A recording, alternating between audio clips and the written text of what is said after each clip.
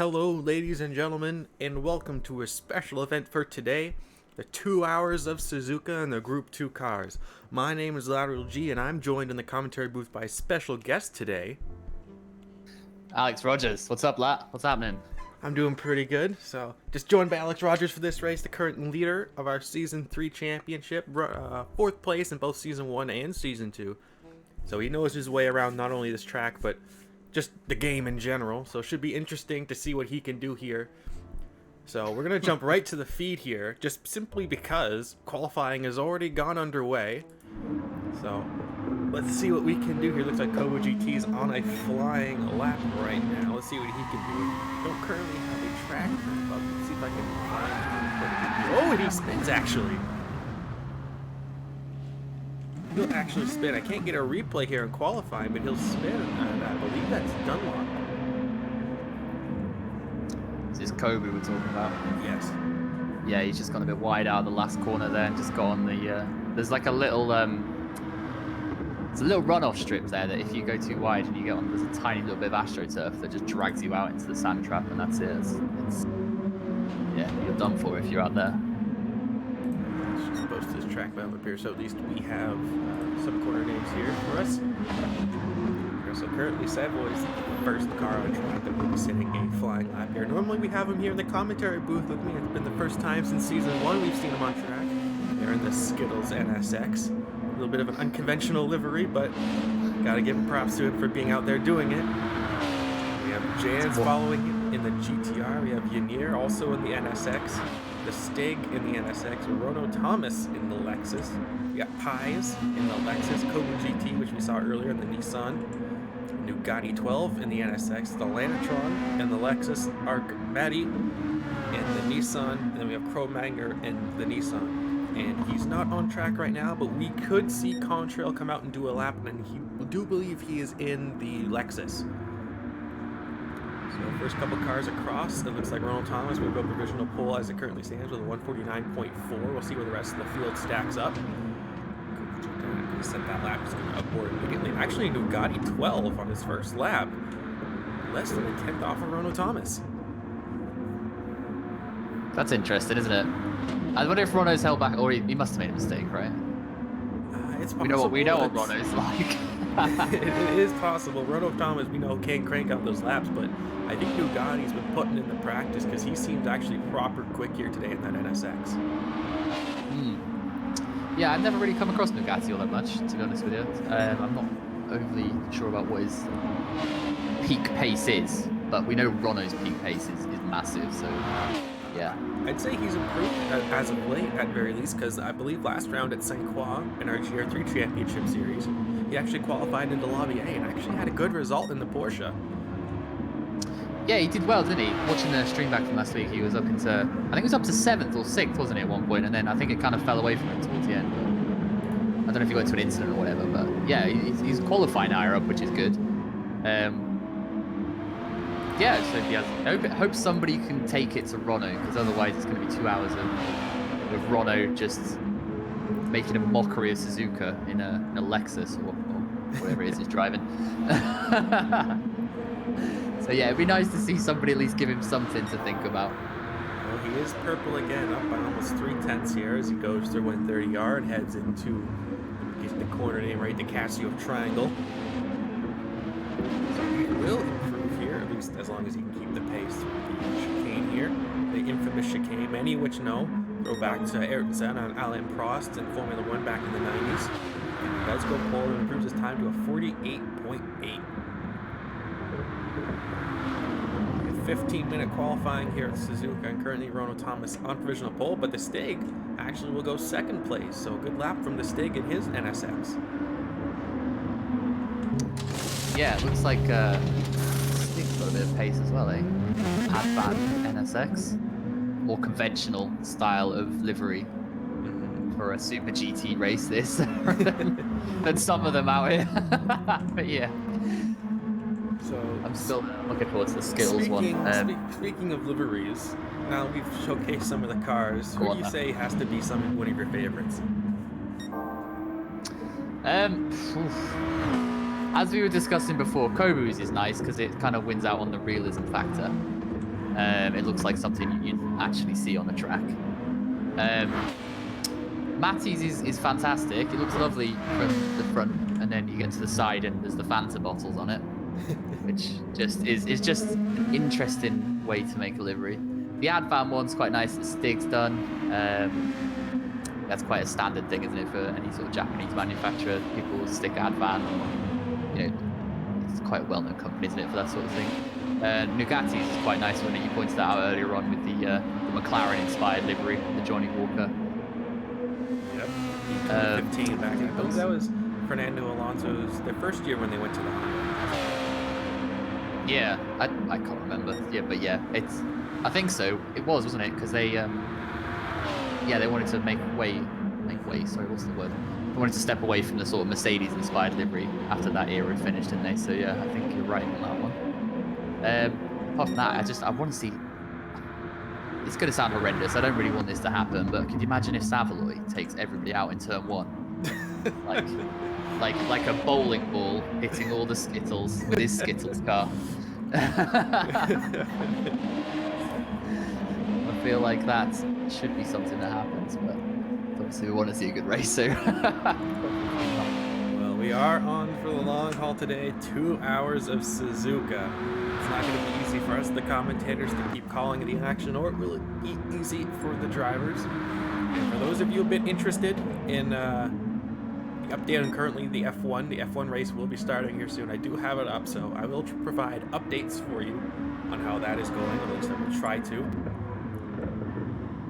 So we have Ronald Thomas, currently the fastest car on track with a 48.6. Yet to make a pit stop for a new set of tires, but that was roughly 4 laps on those set of tires, and he's still improving his time. Yeah, he's doing all right, isn't he? We suspected this. I think the real battle's going to be to see who can fill out the podium spots. No offense to anybody else in the race, but we just know what Ron is like. And the moment he gets out front, if he is out front by turn 1, it's his to lose pretty much. But there's guys in here that are quick, like Jans, for example. He's my teammate in the Group 3 Championship. He's a quick guy. He's only had the game a couple of months, and for him to be doing what he's doing is pretty impressive. So hopefully he can make a stab at a podium position. Kobu should be up there, given his experience in a higher level of motorsports in currently sitting 4th in the standings right now. Yeah, and then you've got his Nugatti and Stig, who are 2nd and 3rd at the minute. Further down with Yanir as well in 8th. He's quite a quick peddler on his day. So yeah, we'll see where he ends up. And Cro Magna, of course, but he's in a Nissan. I was going to say he's quick in the Group 3 Championship in a Nissan, isn't he? He's decided to stick with Nissan for this. Don't know how much the practice got himself as he got here in the Group 2 cars at Suzuka. Admittedly, this kind of was a quickly thrown together endurance race. It wasn't something we planned usually a month in advance. It kind of came together about a week or 2 before the actual event, so not too many people have all the amount of practice that they would like to have here. But Cro Magner's doing his best to try and get that GTR up the grid. Actually, I have to say, Savoy's not doing too bad. He's currently sitting in 6th place. There's not got enough people in front of him to be the bowling ball into turn 1 yet. Apparently not yet, but actually we do see some people doing pretty good jobs moving out of the way. Let some of the cars on their flying laps actually go by, so good sportsmanship there. But Savoy in the top 6. It's easy to forget that at one point he was racing in Tier A. He wasn't necessarily the fastest driver in the field, but he was up there in Tier A as he almost loses the rear end of it through the hairpin. But he has the pace, and I know he's been practicing for this event. Yeah, he was my teammate, wasn't he, in season 1 when I jumped in for Obama. Yeah. Yeah. I mean, it's been a while for him, so we'll just hopefully he's not rusty. See how it goes through, I guess. We'll just have to see. I mean, I don't know. he's obviously been doing his hot laps, hasn't he, for the 3 thing? But I don't think he's been involved in a real competitive ARC race for quite a while, has he? I think the last time we've actually seen him in a race was, in fact, the last race of season 1. So once again, we see Savoy on track here for a race. Yeah, he's turned up. Yeah, it'd be good to see if Savoy could yeah, throw the cat amongst the pigeons a little bit, wouldn't it? So I don't think many people will know how to, especially some of the guys in this race. They might have joined sort of later than season 1 when Savoy was racing every week. So they might not really know what they're dealing with Sav. So it'll be interesting to see how people take him on the track. Whether they think, oh, I should be getting past him, or whether it's going to be the reverse and Sav's going to be thinking, I need to get past all these guys. We just gave the notification 3 minutes left to go qualifying. Currently, your pole sitter Ronald Thomas ahead by the rest of the field by just over half a second, 48.6. Yet to improve that lap time that we saw earlier. The Stig currently in second place at 49.2. Nugatti in third at 49.3. Jan's in fourth, so he's improved his time to a 49.3. Kobu GT in fifth at 49.6. Contrail, the man who joined qualifying late with that Rolex livery that I believe we mentioned earlier, definitely one of the more nicer looking liveries on the track. Have to mention of the 49.8 currently, but he's currently on another flying lap. We have Sabloy in 7th with 49.9, Lanatron in 8th with a 50-point flat, Pies in 9th with a 50.1, Both Pies is now in 10th. Lanatron, I was going to say, jumped up here. So they're juggling each other around. So Matty just stuck it into third. Oh as well. yeah, that was who moved up there. There was Matty up in the third with a 49.3. Matty was down in 11th or something. So yeah, he's really jumped up there. Doesn't look like Nugatti. He's put in that really good lap initially, which we thought, wow, he's actually close to Rono here, but he hasn't improved since then. So hopefully he can stick a decent lap together and get himself. Looks like Rono a bit of a draft the car in front of him there. Got a bit of a draft from Stig. He is on a personal best lap. Only 1.4 off a pole position, and he will improve. The cars are getting lighter. He's 0.3 up. Let's see what he can do here as he heads towards the Casio Triangle.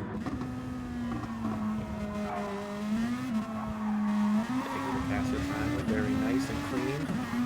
Back on the throttle. A little bit of a short shift there, keeping the inside, shortening the track as much as he can, and puts it in 10th. Just seen Yanir 12th, currently going purple in Sector 1. Now he is in the NSX. The mid-engine of the NSX will favor that Sector 1, but he's a little bit slidey through the Degna, so we'll see what he is. Still up by half a second. That should be currently actually not enough to put him outside of 12th. Yeah, we should hopefully see him increment that time a little bit through the lap, though. He should be able to improve it from there, I think. Particularly if he's going purple in Sector 1. Christ, he must have some pace in that thing.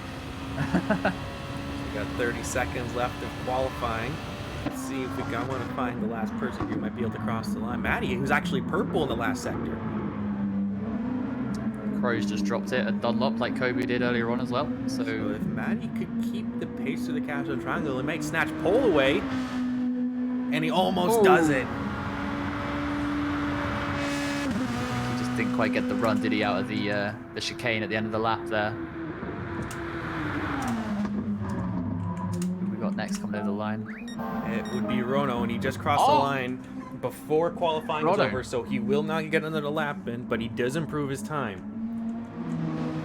Yanir's just come across the line to put in 6th. Told him to jump up. But, let's see if we can find some of the other drivers here yet to set a lap here. We have Nugatti in 4th, who's currently improving his time. I can't see who's quite in front of him here. It looks like Lanatron, who's in 9th. Let's see what Lanatron can do. So he heads up to the line for the end of qualifying. Takes a very wide line, tries to carry the speed. Will he come across the line with Stig? Goes 6th.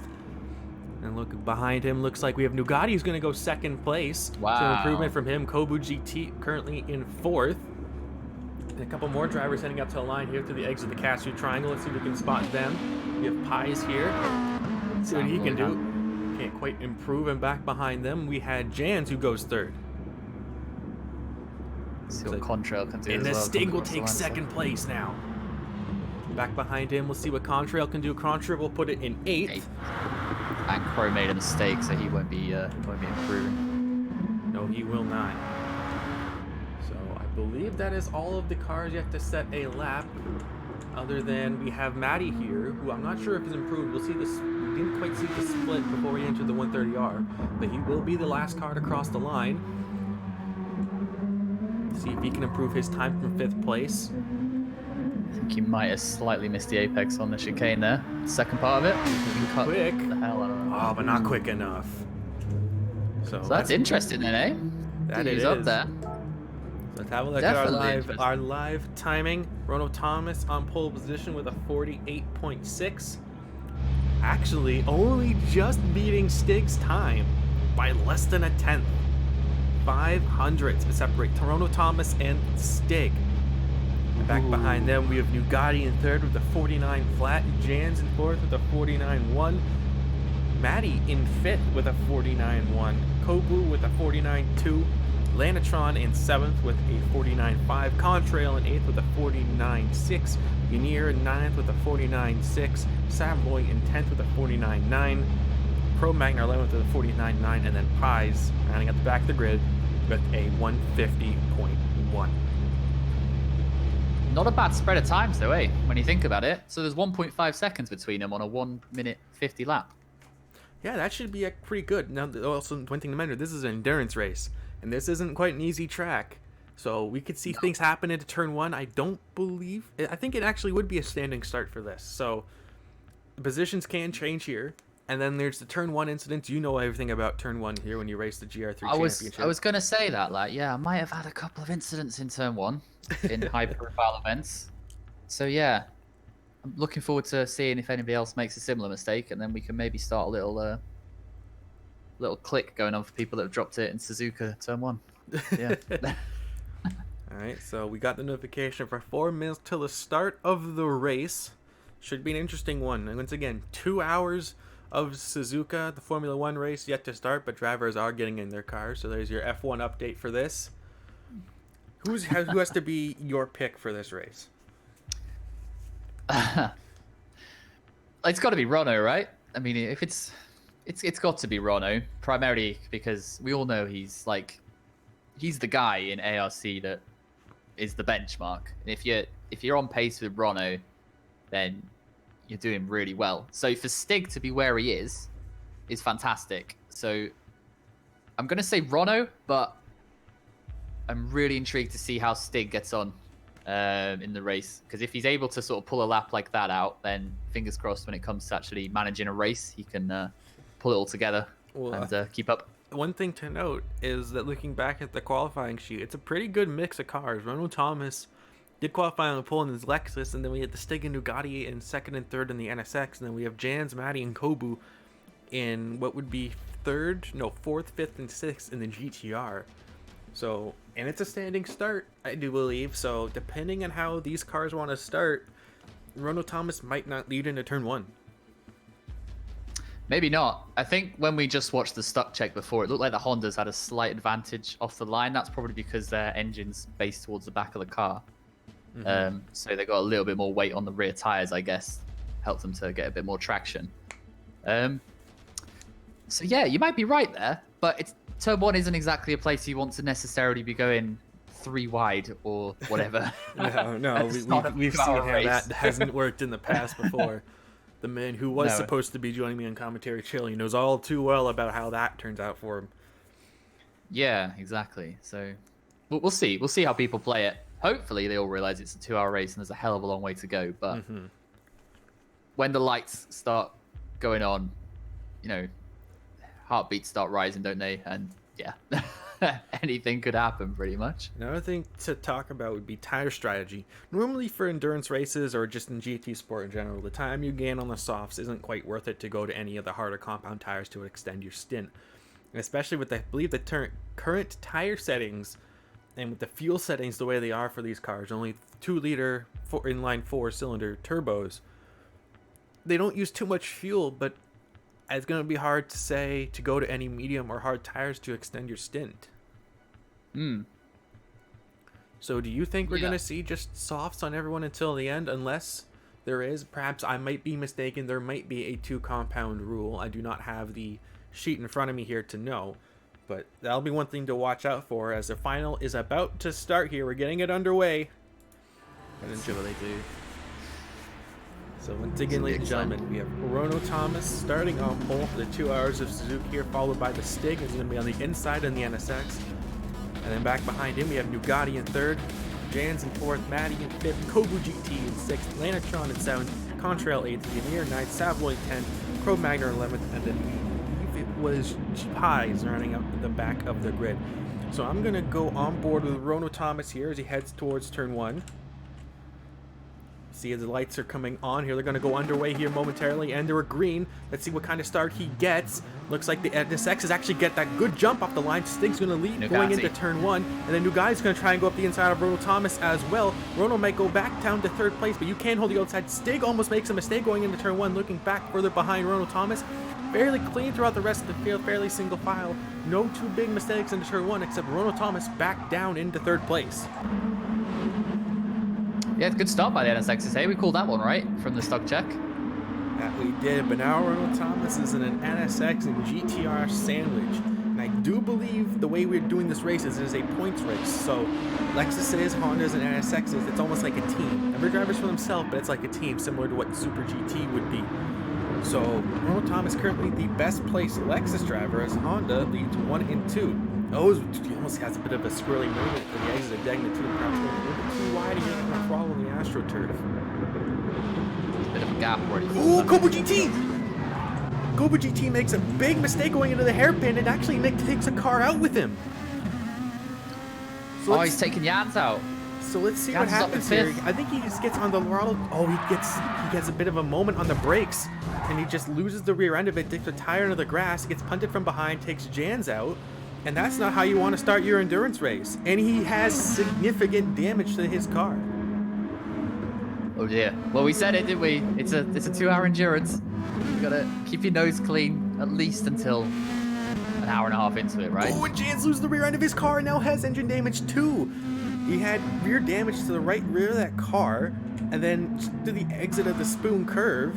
I think he went a little bit wider than he just got on the throttle in the AstroTurf and the rear end kicked out on him. Yeah, not going well, eh? That's not the first lap you want, although there's a lot of time for him to come back, so yeah, they shouldn't get too disheartened just yet. Jans is 25 seconds behind already, but he should nip into the pits, try something different, and yeah, he should be able to catch up. His pace in qualifying was good, so as long as he can kind of maintain that through the race, although everybody else is pretty quick as well, obviously, but he should be able to come back later on. It's a long old race, he should be fine.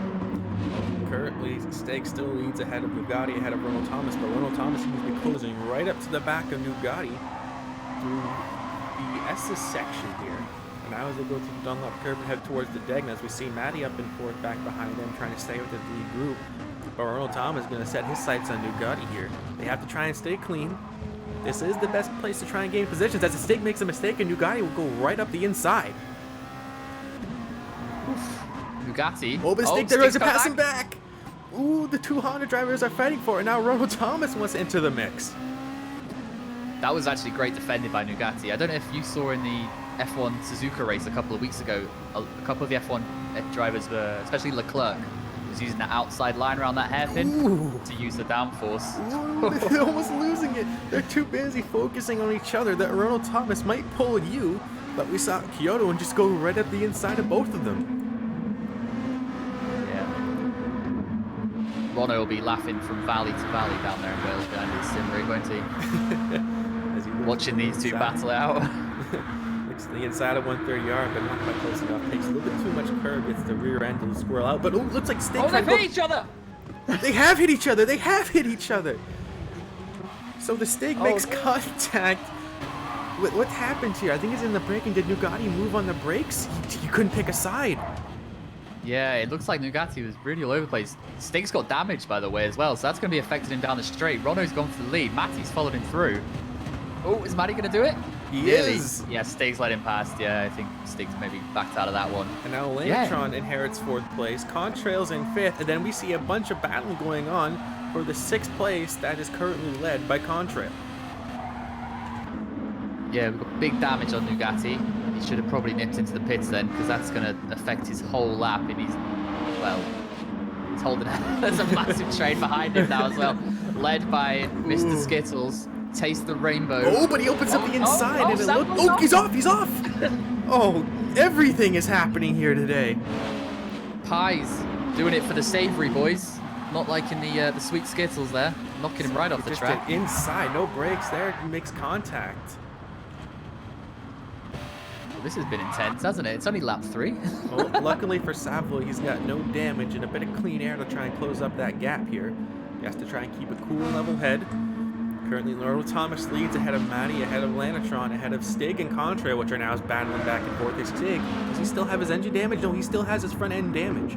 So damage does seem to be persistent here as he goes very wide through the spoon curve. He's really struggling here with that damage. That's, yeah, it looks like Lanatron's got damage as well. I wonder if something's happened between Stig and Lanatron, because all of a sudden Stig was behind Lanatron and Contrail was round the back.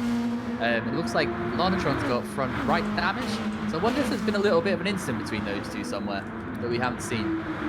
So it's a strange one for him to have picked up.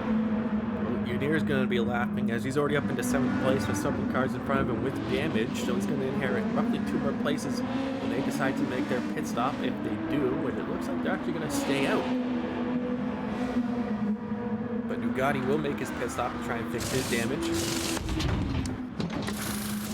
I think I know they're all probably figured out strategies for this race, but you'd just be going in to fix it, wouldn't you? It must be costing you so much time down the straights, having that front end aero damage, especially in these cars, like it's so aero focused.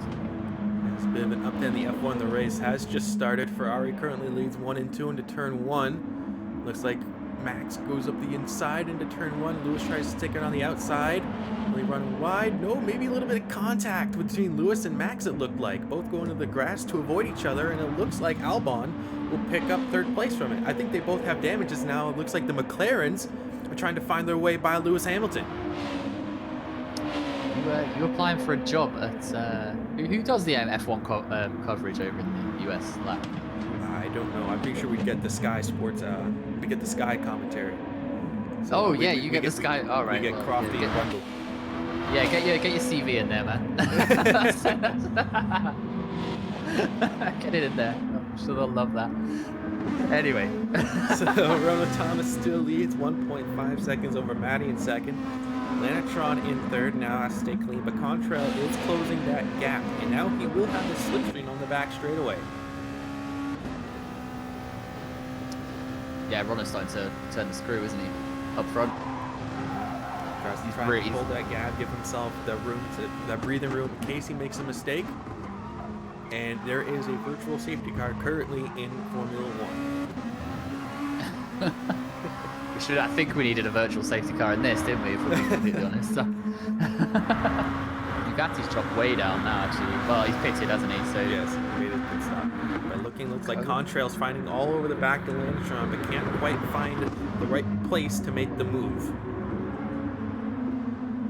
I think Contrail needs to just bide his time here, because Lanatron's got that front right wheel damage, which, like I said before, is just so odd and specific for him. Like normally if you pick up damage in this game, it's you'll pick up front bumper damage as well as the suspension damage on the front wheel damage. So that's oddly specific how he's picked that up. It's a shame we didn't catch that actually. But yeah, Contrail just needs to bide his time basically, because I imagine Lanatron's going to be struggling. I don't know if he's going to wear his tyres a little bit more, maybe have to carry that damage. Yeah, we'll see I guess. But Contrail's moved up the field from about 8th, so yeah.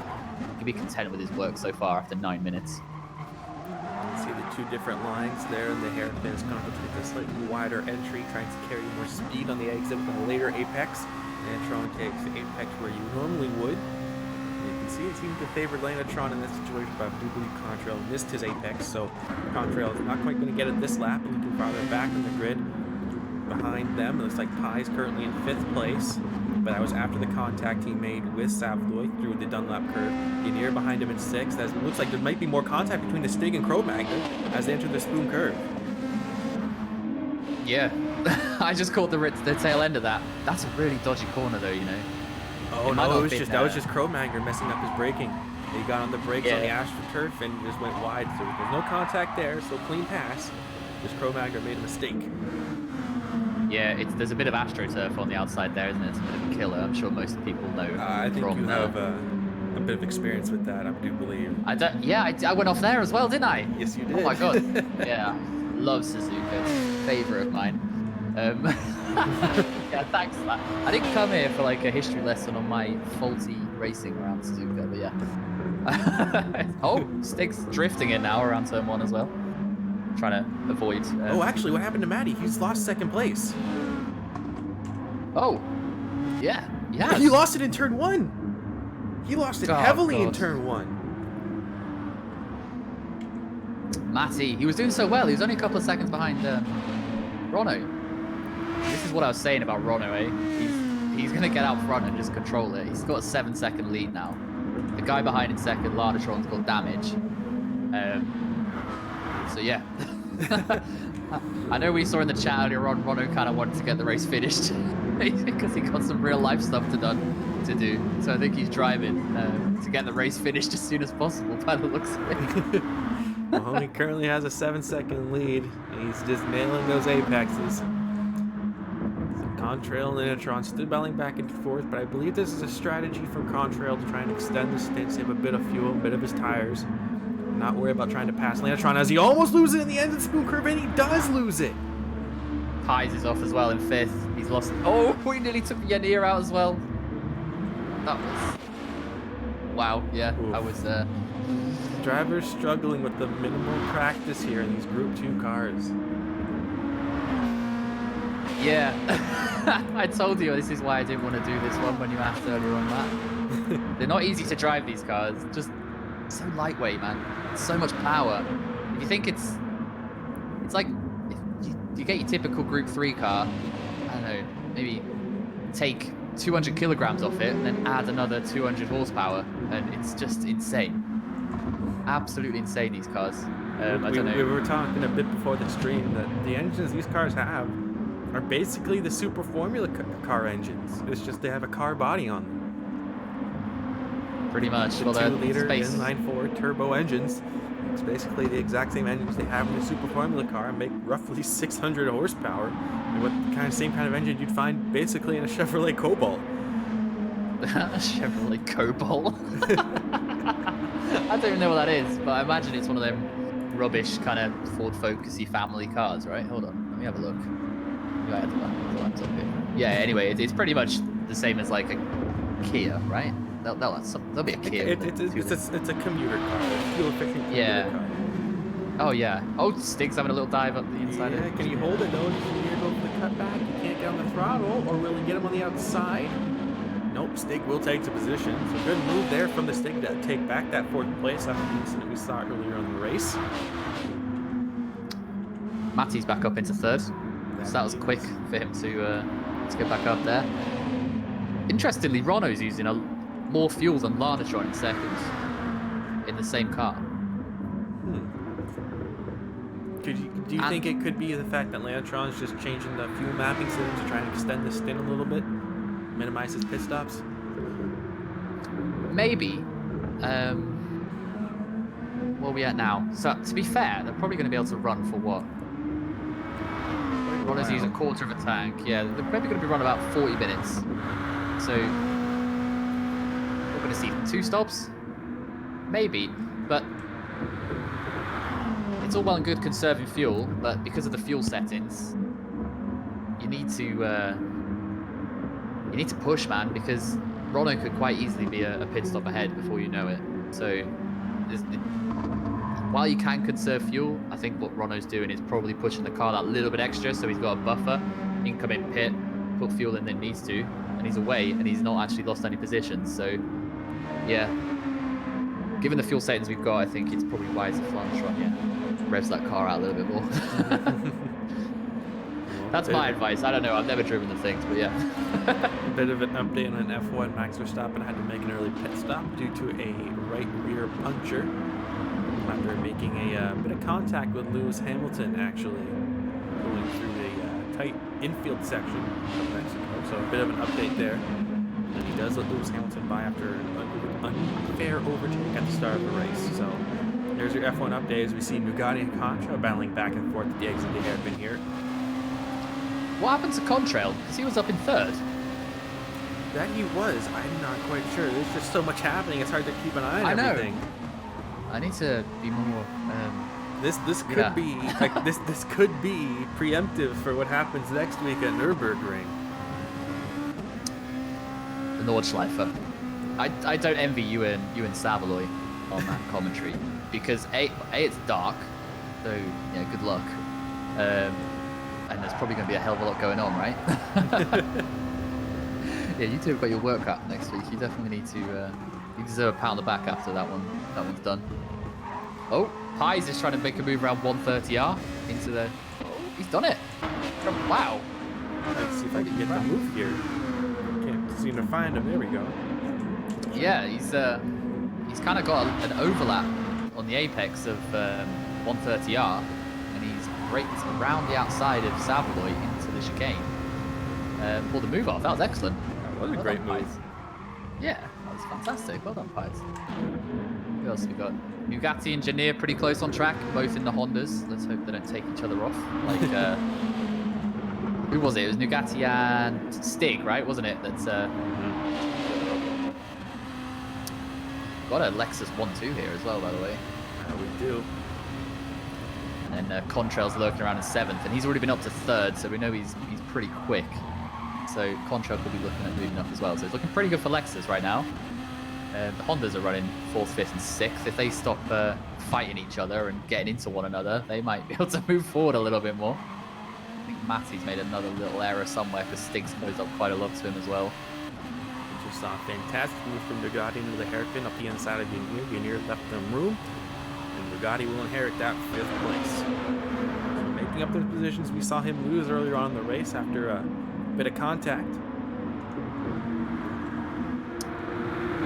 Well, he's got the pace to get through, hasn't he? He nearly drops it then, actually, on the exit of Spoon. He was well on the AstroTurf then. His car looked wild. He's got the pace, given where he qualified, so he should be able to make his way through. Contrail's now closing up as well on these two, so this will be interesting. Does he possibly have a bit of damage? No, he does not. It just happens to be his pace isn't quite as good. Maybe he's doing a bit of fuel saving. Might possibly be. No, he's on the soft tire. Yeah. Ooh, I'm just looking at... Oh, what's happening there? It just, it looked like... I just saw a car spinning around. I was like, no, what's going on? Yeah, that's so insane. a bit of a replay. I think he just went wide on the exit of the Casio Triangle, put the tire in the grass, basically pulled a Robert Kubica if you happen to watch the last Suzuka race in Formula 1. Spun the car around, but kept it pointing straight. No damage to his car. Was anybody watching Robert Kubica in the last F1 race? Well, I mean qualifying. Oh, was it in qualifying? Yeah, okay. It's the middle. I don't mean anything bad for them, but I mean, yeah, nobody's watching 1920th, right? So Anyway. there seems to be a bit of a battle shaping up for second place here as the Stig and Matty are starting to close up to the back of Lanatron. As Lanatron goes very wide to the hairpin, as does Matty. He won't be able to lean on that wheel as much as he maybe has been, eh? The one with the damage on it. No. I wonder if he's maybe losing out a bit of grip when the tyres wear down. Quite possible. So this is a developing bound. It looks like there might be another one back behind the Veneer. Now has actually slowed quite heavily compared to everyone else. He's already dropped off by roughly 6. I mean, he did spin, but that's now 6/10 to Contrail, with now Pi is closing that gap behind him rapidly. When you look at tyre wear of people, it's actually really interesting. So Rono is in the pits now. His tyre wear is good. I don't know if he's going to change tyres. Looks like he is, actually. Lanatron's wear is good. Matty's is a little bit worse. I don't know if that's a Nissan thing or whether that's maybe his driving style. Diggs is fantastic. Nugatti's is fantastic. And then you get to Janir in the Honda. He's running the same car as Nugatti and Stig. And his he's got double the wear on his tyres. So I know he's had a spin, but he's really going through them tyres, giving it everything to get through that rubber. We just had some of the first set of pit stops. Some of the cars have just over half a tank of fuel, as we can see, with roughly 20 laps. So we expect the softs to maybe last 20 laps at a time. Fuel every 40 minutes, I should say. Yeah, so fuel's going to be every 35, 40 minutes, isn't it, judging by that? Maybe, yeah, 40, I'm going to say, and yeah, 10 laps on the softs by the looks of it. Maybe, you know what, I might actually do a quick calculation here, just while I can, of how many laps we're expecting in this. I think I saw 66 earlier on when we were looking through the Discord. But yeah, I'll maybe do a quick calculation, see what we're expecting, and see if we can start figuring out what people's strategies are going to be. Well, that would make roughly sense. 20 minutes have gone by. 20 minutes, and 60 divided by 20 is 3, times 2 is 6, so I would expect roughly 66 or so laps if that's the current time we're on. Yeah, it makes sense, doesn't it? This is lap 11. Ah, yeah. So they've finished lap 10 onto lap 11. Ooh, as Matty makes a spin from second place, but holds it straight. He's going to park the car in the apex in front of Lanatron. That's going to back Lanatron up into Stig. And now Stig's looking to capitalize. It's all kicking off again. Oh no. Ooh, but he's squeezing him. But they're going to go side by side through the 130 yard. Lanatron, no, Lanatron will back off. He'll think better of it. Yeah, he did think better of that one, eh? He's already picked up damage from something, so we don't know what. Maybe that was. Oh, but now Stig's looking the inside of Crow. Or excuse me, Matty. I'm used to seeing a purple car, and I expect to see CRubennnn. As Matty makes his pit stop now. So Stig will take back his second place. And right behind him will be Lanatron. 17 seconds to the leader now. Looks like Lanatron's looking to go up the inside of Stig and return. Not too close to make that move. As Matty will come out right in front of Nugatti in contrail. I don't think Nugatti's pitted. Just Might not have. Because his tires are. I think he had to pit earlier to fix the damage, so he might have taken on tires then. Maybe. Yeah, but that was maybe like what, lap 2 or 3? It wasn't far into it, was it? So unless he's just trying to make up for it, in which case fair play. But I think he would have been a little bit further ahead if he hadn't pitted, because he was around 5th before, wasn't he? He was battling with Contrail. Okay, there we go. I was looking like they were going to go side by side through Degna as Nugatti tries to hold on, but he can't. Oh, he's off. He's off the track. I was just saying. He's dropped it into Degna too. Oh no! A replay of this. Contrail goes to the inside. Nugatti lets him by and tries to go back to the outside of the track, but it's just it messes up his braking, cutting back to the outside, and it costs him through Degna. CRubennn's got to slow down back in 11th. Got the track somewhere. It's half a second penalty for him. Kobu GT still in 10th after his first lap incident. Savoy in 9th, Mir in 8th, and he's in a battle pack now between Pies and freshly spun Nugatti. So 3-car battle for 6th place currently with Contrail in 5th, Matty in 4th, Lanatron in 3rd, Stig in 2nd, and Ronald Thomas still leading the way 17 seconds ahead of the closest car. That sounded like a delicious snack you just described there. Lateral, freshly spun Nugatti sounds like something you'd find somewhere. It might be a Norwegian delicacy, we don't know. It could well be, it could well be. But Nugatti, as you mentioned, makes his pit stop now. He'll take on a bit of fuel if he does. See how much he takes on here. Oh, he goes to the medium tire.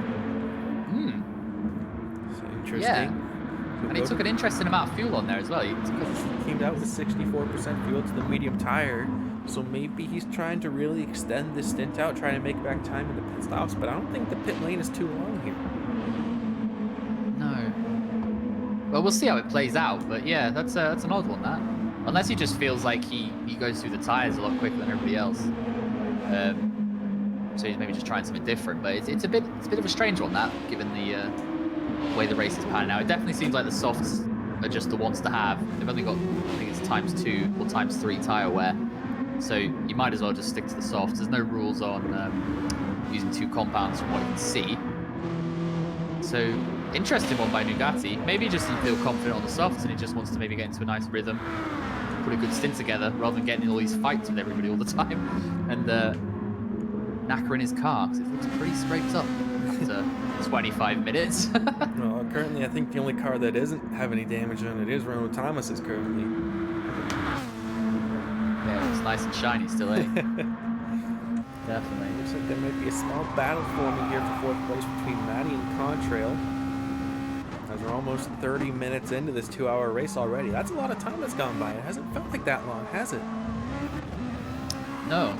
I bet it does for some of these guys, though. Maybe Jans and Kobu haven't really. I thought they might have been able to sort of at least maintain the distance to Rono. Maybe not maintain it, as in like they were 30 seconds behind, I think, when they had their incident. Maybe lose a couple of seconds here and there. But Jans is a minute down already, so he must have made another mistake somewhere, or something's gone wrong again. And Kobu is. Well, Kobe's about 40 seconds, so that's not too bad, and he's just coming onto the back of Nugatti now, and he should be able to make light work of Nugatti when he's on the medium tyres. So maybe there's a bit of hope for Kobu, but yeah, Jans is having a bit of bit of a bad day at the minute, unfortunately for him. There's a couple of close battles on track, currently on board with Kobu. As you mentioned, closing up to the back of Nugatti. He can't seem to quite hit his apexes on those medium tires. Not quite finding the same amount of grip. So Kobu GT's going to set his sights on him and might see a pass through the hairpin as he can get the Degna curves right. Yeah, we've got 3 close battles at the minute. It looks like we've got Matty and Contrail. One Pies Engineer, 6th and 7th there within 7/10 of each other. And then Nugatti and Kobu, yeah, getting quite close there into the hairpin. Ooh, Nugatti almost loses it on the exit. And that's going to give Kobu the nice draft. Possibly might make a move into the spoon curve. Seeing that will just give Kobu more confidence. Because you'll see Nugatti struggling and he'll think I've got him. I just need to out drag him somewhere, really just get a better exit and he should be able to sneak past him.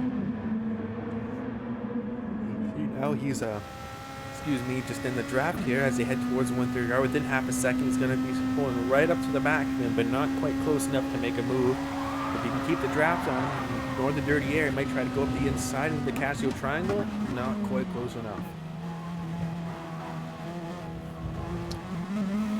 Yeah, nobody's really that close enough that they can make a move, eh? I don't think the slipstream's that... I don't know if it's that good in these cars. I just watched Janier and Pies come down the front straight there, and Janier only made up... I didn't think it was a 10th. It was maybe like half a 10th he made up, unless he got a bad exit out of the Casio triangle, but no, it didn't seem to have that much of an effect on the cars. So they're going to have to make the move in a corner somewhere. Well, I think another thing to pay attention to with this car is that's a bit accentuated due to the aerodynamics is the dirty air. So you can't necessarily stay right on the back bumper of someone because that dirty air means you get less grip. You're going to understeer through some of these corners. So you're going to have to back off to them at that half a second to 7/10 gap. So you're not quite in the range at the exit of a corner to try and draft them. And Suzuka doesn't really have a super long straight to make that work. So you're really going to have to try and outbrake people. That's a good point. Yeah, you're right. I'm not thinking it in that sense. I'm thinking it more in the sort of group 3, group 4 sense of the way you can just follow people and try and pressure them into moves. But you're absolutely right. The more you sit behind somebody, the more you're going to scrub your tires and you're going to lose performance. So I guess it's a case of maybe dropping back for a couple of laps, then going again. See if you can pull them off. Kobu's just had a massive moment as well coming out from underneath the bridge, going up towards the hairpin. He's not actually managed to get past Nugatti, which I'm shocked at actually. I thought he would have been past him by now, but he's not. He's sat there for about a lap now behind him. So interestingly, Stig makes a pit stop for a new set of tires, but no fuel, even though he's only on a quarter tank of fuel.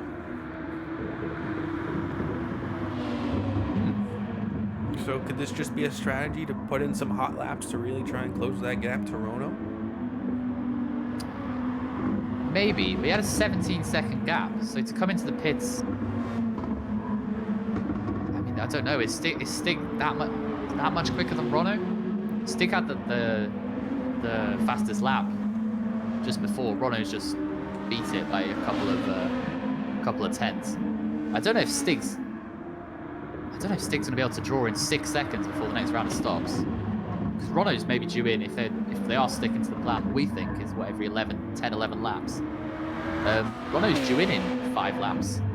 So he'll be back on a fresh set. And then it's putting Stig out of whack a bit. So unless he's got some plan for later on in the race that we don't know of, yeah, I don't really know what his intention is with that. And currently, right now, Lanatron being in front of him isn't going to help him. So it's not like he has clean air to really push and close that gap. Like, he has to try and find a way by Lanatron. Maybe a bit of a miscalculation when making that pit stop from Stig, as he almost loses the rear end of it to the edge of the spoon curve. Yeah, he's pushing, eh? He wants to get past Lanatron as soon as possible.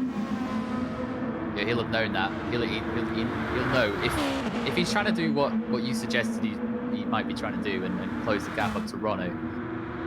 He'll have to get past Lanatron like this lap. He's going for it. Here we go, yeah. The Casio triangle, Lanatron lets him by, so Stig has that second place, but you can see now the gap to leader, 23.5 seconds. So if you count the time it makes the pit stop for just a set of tires, I feel like he's lost too much time rather than the pit stop time. And then there's the time when Rono has to make his pit stop. So this could favor Stig slightly, but then Rono makes his stop for another set of softs, and he's going to build that gap again. It's going to be hard to say. Yeah, I don't think Rono's a savvy old racer. He's going to kill me for saying he's old, but yeah, he knows what he's doing. He knows he's just got to put it on. He's just got to drive the lines properly every lap. He's under no pressure, and he's not going to lose that much time to Stig. His tires are nowhere near as worn as what you'd think Stig maybe thinks they are for it to be an advantage for him to pit. So I'm still a bit baffled by Stig's decision to come in, to be honest with you. He hasn't really closed the gap down this lap at all. It's still sitting around 23 seconds. And Rono's just managing the race. It might just be a strategy at this point that he's not trying to take away the win, because Rono's not going to make a mistake. That's super uncharacteristic of him. We know that. He's up there by himself. For him to lose focus and cause a distraction, it's not really going to happen. So it might just be a strategy for him to try and hold on to that second place and get good points. As Nugatti almost loses the round of his car. I was watching Savoy then, and I could see Nugatti in the background. Nailing it out of the hairpin sideways. It looked like he was trying to audition for a spot in Top Gear testing cars there. That was insane. Good job, Nugatti. At least he's he's trying to get everything out of it, isn't he? Good man. I wonder if he must be on controller, right? Going through the field, actually, that's an interesting point, because how many of these guys are on wheels that you know of? You must know what most people are on, right? Kobu's on a wheel, and as I say that, he almost loses it going into the exit of 130R. He's going to pick up even more damage to his car now. Oh, Kobu. Just cannot catch a break here. He'll have to pit for that damage. It's going way too wide through 130R, and just the rear end kicks out. He tries to bring it back, and the inside barrier he goes. Savoy in the pits as well. Savoy's been doing alright. He's been sitting around 7th, 8th all race. Takes on a bit of fuel, loses our tires. Actually, when I say a bit of fuel, almost all full tank of fuel. So that's a full scheduled stop for him, and he's going to be pushing for a while here. Yeah, Savoy doesn't do things by halves, does he? All or nothing. And actually, looking back at the gap to the leader, it's already dropped a bit between Ronald Thomas and Stig. It's down to 22.7. So not as much as he'd like, but it is coming down slightly. It is. Looking at fuel as well, Stig's used up a good chunk more fuel than Rono. So anytime he is making up with his tyres, actually Rono's in pits now as we say that. I wonder if Rono's coming to try and cover Stig off, or... We'll see how much fuel he takes, because no matter what he does, he's basically going to be a free pit stop for him. He's going to come out ahead of him regardless. I think he's put enough in there just for a stint, hasn't he? I think that's probably what we're going to see now. They've been burning through the fuel, and they'll want to run the cars as light as possible now. So they won't, unless he's Savoy, of course, and you think, yeah, let's fill it up. I think we'll just see them maybe stop off for some fuel every time they come in, grab a little bit, run the car as light as possible, and then be on their way. That's only cost Rono 9 seconds, sorry. The gap's trying to equalize now, but they're off pit stops. The gap's 14 seconds, so yeah. So it's come down from 23. Well, was it 22 by the time he went into pits? I can't remember. I think it was 17, and then Stig made his pit stop. So the gap has come down, but now Ronald Thomas, I believe he's got a lighter fuel load. No, he doesn't. But Stig's got slightly more worn soft tires, so... And the gap looks to be increasing slightly. So Dan's is in the chat. Hey, everybody in the chat, by the way. I haven't been ignoring you. I have been keeping an eye on it. Dan's is saying that the only guys he knows of on the controller are Matty and Savoy. Which I think... I think we knew about Matty and Savoy. I was just wondering if any other guys... The only people we're unsure of is Nugatti, but given the fact he's... What's the word here? He's put his foot through the floor out that hairpin every time. I would imagine he's maybe on controller, because I think he might be able to get a little bit more subtlety out of an accelerator pedal. Unless he's not, and he's just doing it for the camera. Who knows? Pretty impressive either way. See if he does it again at the exit. Nope, keeps under control this time. So What have we got in terms of battles here? 'Cause it seems to all be Looks like everybody's strategies kind of. The closest one on track seems to be for 10th between Savoy, Yanir, and Jans. But they're still fairly gapped out. Yanir's dropped away quite a lot as well. Yanir's now a minute Steak behind. makes another pit stop here for fuel, I'm assuming, and another set of softs. Now, why would you take another set of softs if they only have 4 laps on? Has he changed his tires? Yeah. To another set of softs. And now he's behind Lanatron and Matty, so he's got 2 cars to get through now. Unless there's something weird. He had to pit for fuel. He had to. He only had 8% left. But he could have saved 5 seconds in that stop if he didn't take a set of tires. Yeah. I don't know, lad. I don't know. We'll have to get him in here afterwards and do some interviews, won't we? And find out what the hell's going on here. If they're feeling up to it, this is a 2-hour race, and we've seen how many mistakes have happened already. Yeah, we'll do it tomorrow, eh? Get him up in the morning and have a little chat with him then. Give him a nice cup of coffee and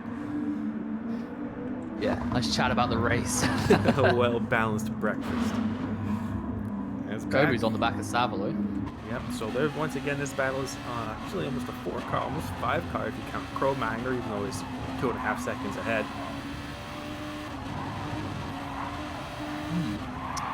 Yeah, Crow's making his way up a little bit, isn't he? Actually, Kobu. Yeah, there's actually a nice train there, actually, of cars after Savoy. Let's see what can happen here as enter the Dagnas. Will Kobu actually close up to Savoy? Will Savoy make a bit of a mistake? Let's see what happens here. Because it's going to be a developing battle here. I'll keep it fairly under control. Actually, Kobu closes up a lot to Savoy here. Might look for a move into the hairpin. Not quite close enough, but Jan's late on the brakes trying to close that gap. Oh, Savoy almost loses the rear end of it, and he does! Oh, Sav. Just too much pressure from the cars behind and makes a mistake. He's been taking tips off Nugatti, hasn't he, how to get out of that corner? Ooh, but he just managed to keep it off the wall. No damage to his NSX just yet. He's been lucky so far to not have to serve a pit stop due to damage, but that mistake will put him currently in the back of the order. Sticks just dropped 2 seconds. I was watching the battle between Lanatron, Matty. Well, it's not a battle so far, but they were all compressed together, Lanatron, Matty, and Stick. I just jumped away a minute just to have a look at what's going on with Savoy, but it looks like Stig's dropped it somewhere. He's dropped 4 seconds behind on those new tyres. I think you might have made a mistake in turn 1. It was before turn 1. It actually looked like he was coming out of the pits again, but he would have been further behind if he'd gone into the pits. So unless he's picked up a penalty somewhere, we just haven't seen it. But yeah, Stig's looks like he's pushing a bit too hard on those tyres.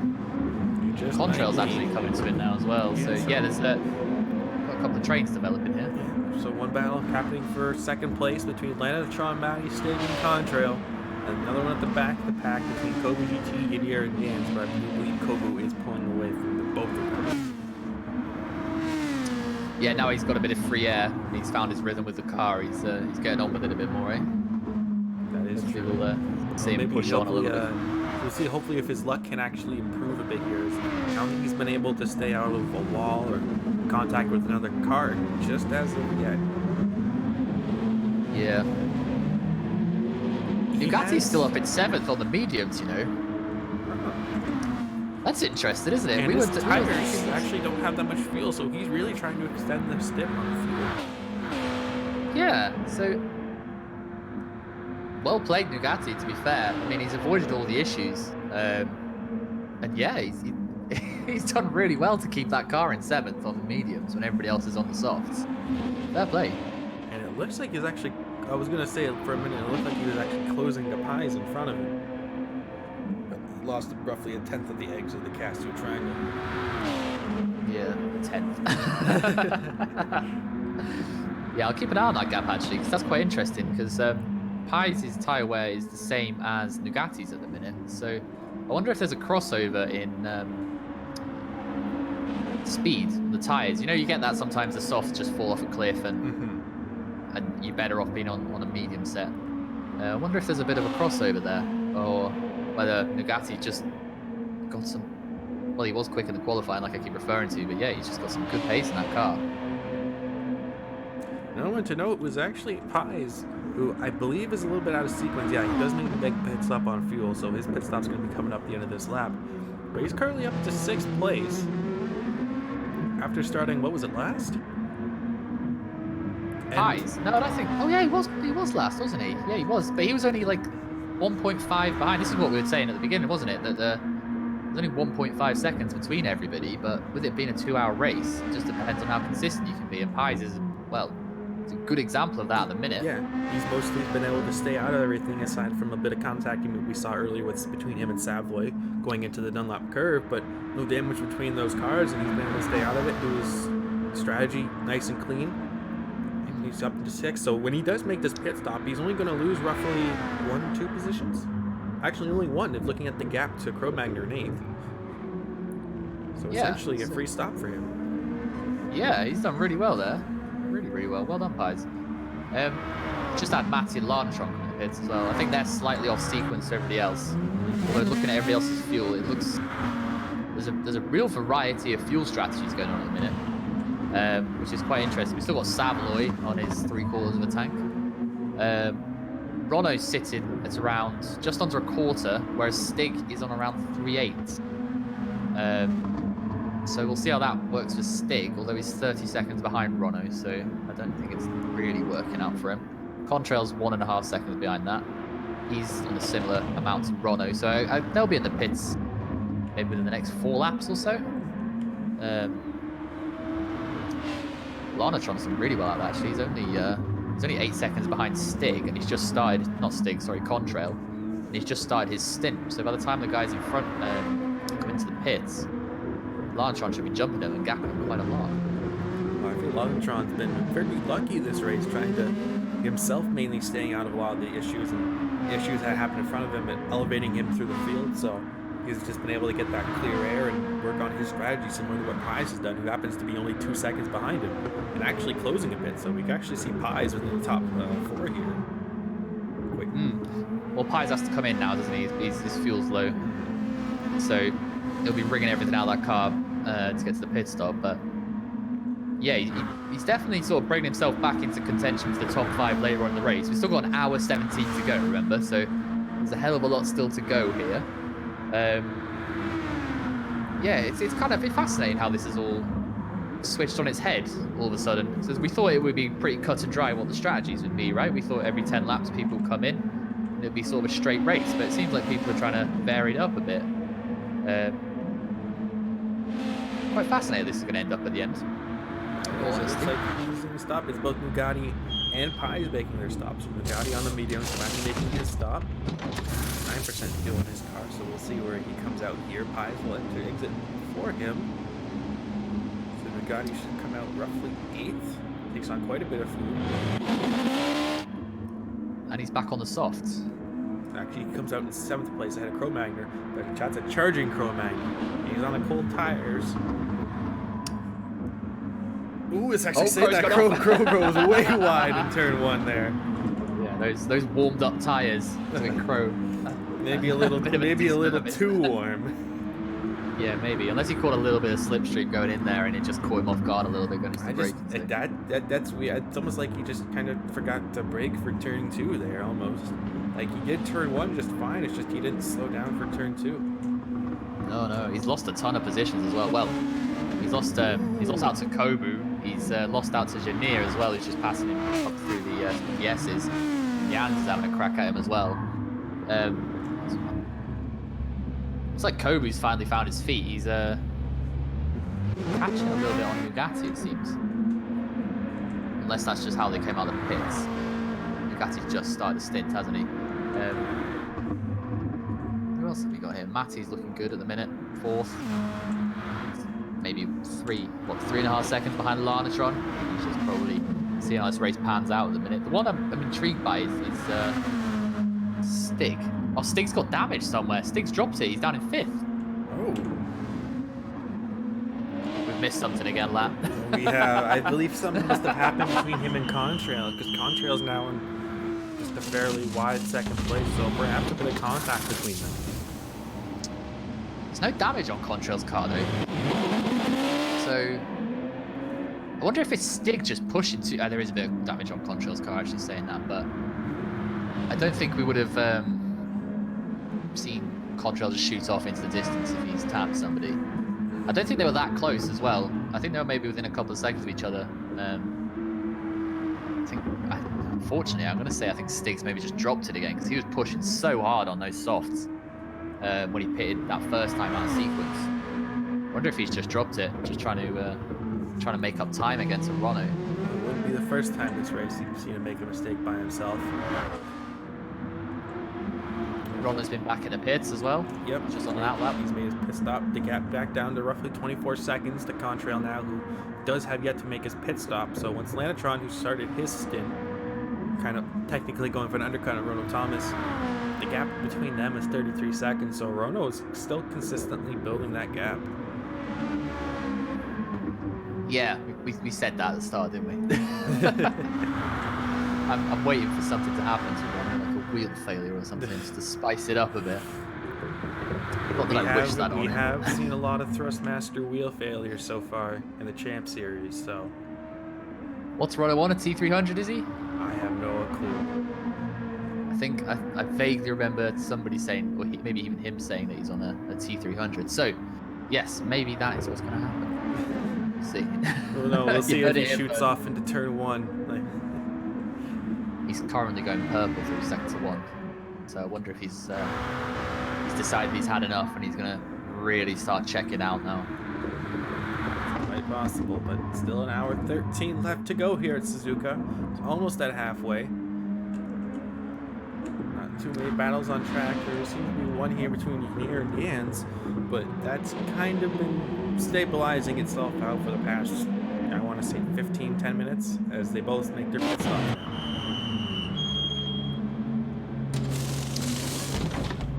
Yeah, they've kind of got dragged back down into the field again, haven't they? Yeah, well, Janier definitely. He was up battling for the top 5 at one point, but Jans has struggled to make places back.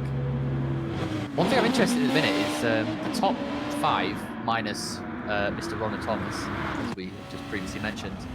They're actually not that far apart. I think the top 5's maybe covered, second to 5th is maybe covered by about 12 seconds. And then you've got Pies, who's a further 3 seconds behind. So there's maybe about 5 cars. Oh, Bugatti's actually only about 6 seconds behind as well. There's maybe about 5 or 6 cars that are in contention for the podium still. So that could develop quite nicely. It could, as once again Bugatti gets a little squirrely out of the hairpin. He's got to be doing it for fun at this point. What, an hour 12 in? Maybe not quite yet, eh? Maybe on the last couple of laps. Maybe not yet. There's a lot to play for. Kobu's only 3 seconds behind Bugatti as well, so maybe we could possibly see Kobu drag himself back up there. Well, this will be a little bit interesting as Contrail makes his mandatory pit stop, takes on a bit more fuel, a new set of tires, so we'll see where he comes out. Might still be ahead of Lanatron. They're going to be very close in the pit lane. Looks like Lanatron's going to get him here. There's going to be a bit of a battle for second place, as we can see just in the background, the GTR of Matty. That's really impressive that by Contrail. He's jumped up a load of places after that stint. He was, I think at the beginning of that pit stop cycle, he's obviously come in way later than everybody else, but I think he was maybe down 5th, was it? Something like that? So yeah, he's done really well at that to run second, and now he's only like a second behind Lanatron, sorry, in second, so he's really done well out of that. This is a developing battle currently for the second spot in the podium. Contrail in third, Lanatron in second, so Contrail a new set of softs and a bit more fuel. Lanatron midway, if not towards halfway through his stint, with Matty back behind them there. We just see Stig entering the hairpin now. So who did you predict the lateral? I don't think we got round to that, did we? Who were you predicting? It's hard to predict anyone other than Rono Thomas. Okay. Than some kind of mechanical failure or a disconnect. It's Rono Thomas is just, he's a safe bet. A safe bet. Yeah, he's definitely a sort of 2 for 1, isn't he, if you were down at the bookies. You wouldn't be making much money on him if you. No, you wouldn't. Who do you reckon for the podium then at this point? Given what we've seen already, the trends of the race, who would you say is looking likely for the podium so far? Well, you do have a close battle right now between Lanatron and Contrail. Lanatron has done a great job to work his way up through the midfield up until the upper podium positions. Contrail's done a great job himself to do that as well. And then we see Maddie, but Maddie's made a lot of mistakes, and I don't see Maddie making it to the podium, just being slightly off of it. The Stig's got the pace, but he's made a lot of pit stops, and I think that's going to slow him down in the end. So it's probably going to be between these two we see on screen right now, barring, of course, any incidents between them on track. But I'm probably going to say Lanatron and Contrail for the rest of the podium. Yeah, I think I agree. Lanatron's been really solid so far. I haven't seen him actually make a mistake. He probably has. I think he went wide at one corner, didn't he? He's one of them where he missed the apex by a meter, and I think you get annoyed about it. But yeah, I don't think we've actually seen him make a mistake. He's just been really steady. Contrail's looking quite feisty here now, isn't he, as well? Contrail's obviously got a lot more speed at the minute. As it currently stands, it looks like Dance in the chat also agrees with me. Lana second, Connie third. Connie. Arc Connie. Yeah, we've got Ronnie, Lanny, Connie, and Matty is your top four right now. You have to change your name to Ali. Ali. You're all right, We'll call you Latty. How about that? Laddie and Maddie. I dig it. Latty and Savvy in the commentary booth. Would you be Roddy? Roddy. No, that sounds like a 70s. So no, we're good. I think I'll stick with Mr. Alex Rogers if that's okay. Ronald needs to change his to Ronnie then. Ronnie, yeah. Ronnie Tommy, that's what it should be. Ronnie Tommy.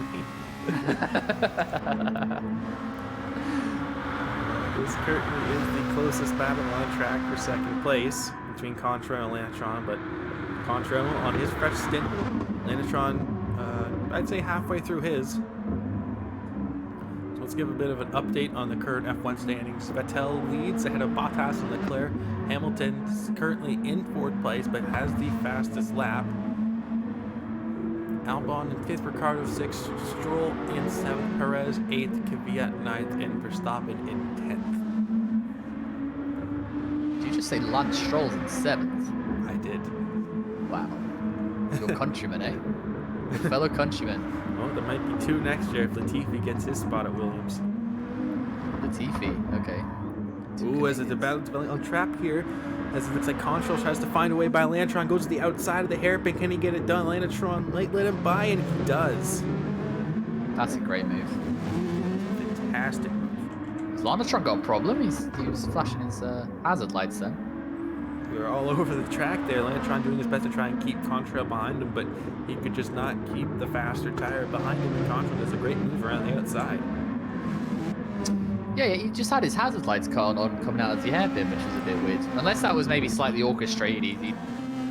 Again, with that, we're only sort of getting towards halfway now, so maybe he just thought, well, I'll just let him pass. One thing to note that we've actually kind of missed, it's Lexus 1, 2, and 3 right now. Yeah, I know somebody just pointed out in the chat. Careful there, Lanatron. Don't want to throw it away now. You already had Dan say you don't make mistakes. Don't prove him wrong. I wonder if he's listening in. He can hear us. Putting the pressure on. It's still close, this top 5, eh? As the Stig makes another pit stop, but this time it is for fuel. Once again, takes tires, even though his tires aren't that worn. I wonder if Pies will jump in here. I think he will, actually. I think Pies will get him, and possibly Bugatti as well. Oh no, Stig's come out front. That's interesting again. Stig's way off kilter with everybody else, isn't he, with his stops? His strategy seems to be just go for hot laps throughout this race, as many times as I need to, and just go for it. He does have the fastest lap, so unless he just thought, you know what, I'm not going to be Rono, I'm just going to get the fastest lap. Maybe that's what he's thinking. He's just pitting every 2 laps just to put some fuel in, and he's away trying to get the fastest lap again. There's no points for fastest laps in this race. As Ronald Thomas currently leads by almost 40 seconds with an hour and 5 minutes remaining. Lap 30 about to be lap 31. Contrail in second place. Lanatron in third. Maddie in fourth. Mistake in fifth. Pies in sixth. And Bugatti in seventh. Kobu in 8th, Jans in 9th, Savoy in 10th, Kinnear in 11th, and Cro-Magnon in 12th. I think we've missed a couple of bits down towards the back of the field, haven't we? Because Cro's in 12th all of a sudden. It is true. They're not all that far apart, to be honest with you, so unless they've been battling, but yeah. Seems like they're just getting stuck down there. The moment they get into a battle with anybody, it just seems to not work out for them. Something happens and they just get stuck down there. The only one that seems to have broken away from that battle is Kobu, who's 8.5 seconds up the road from Jans, who himself's broken away slightly as well. But yeah, they're all finding it quite tough to get away from battles, aren't they? They're not finding it easy to make a move, make it stick, and then drive away. They're all getting mithered down in the same sort of battles for the entirety of their stints.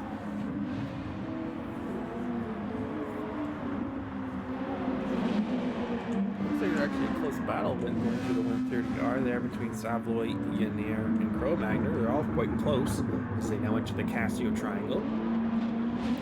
Two NSXs and a GTR. So we'll see what can happen here.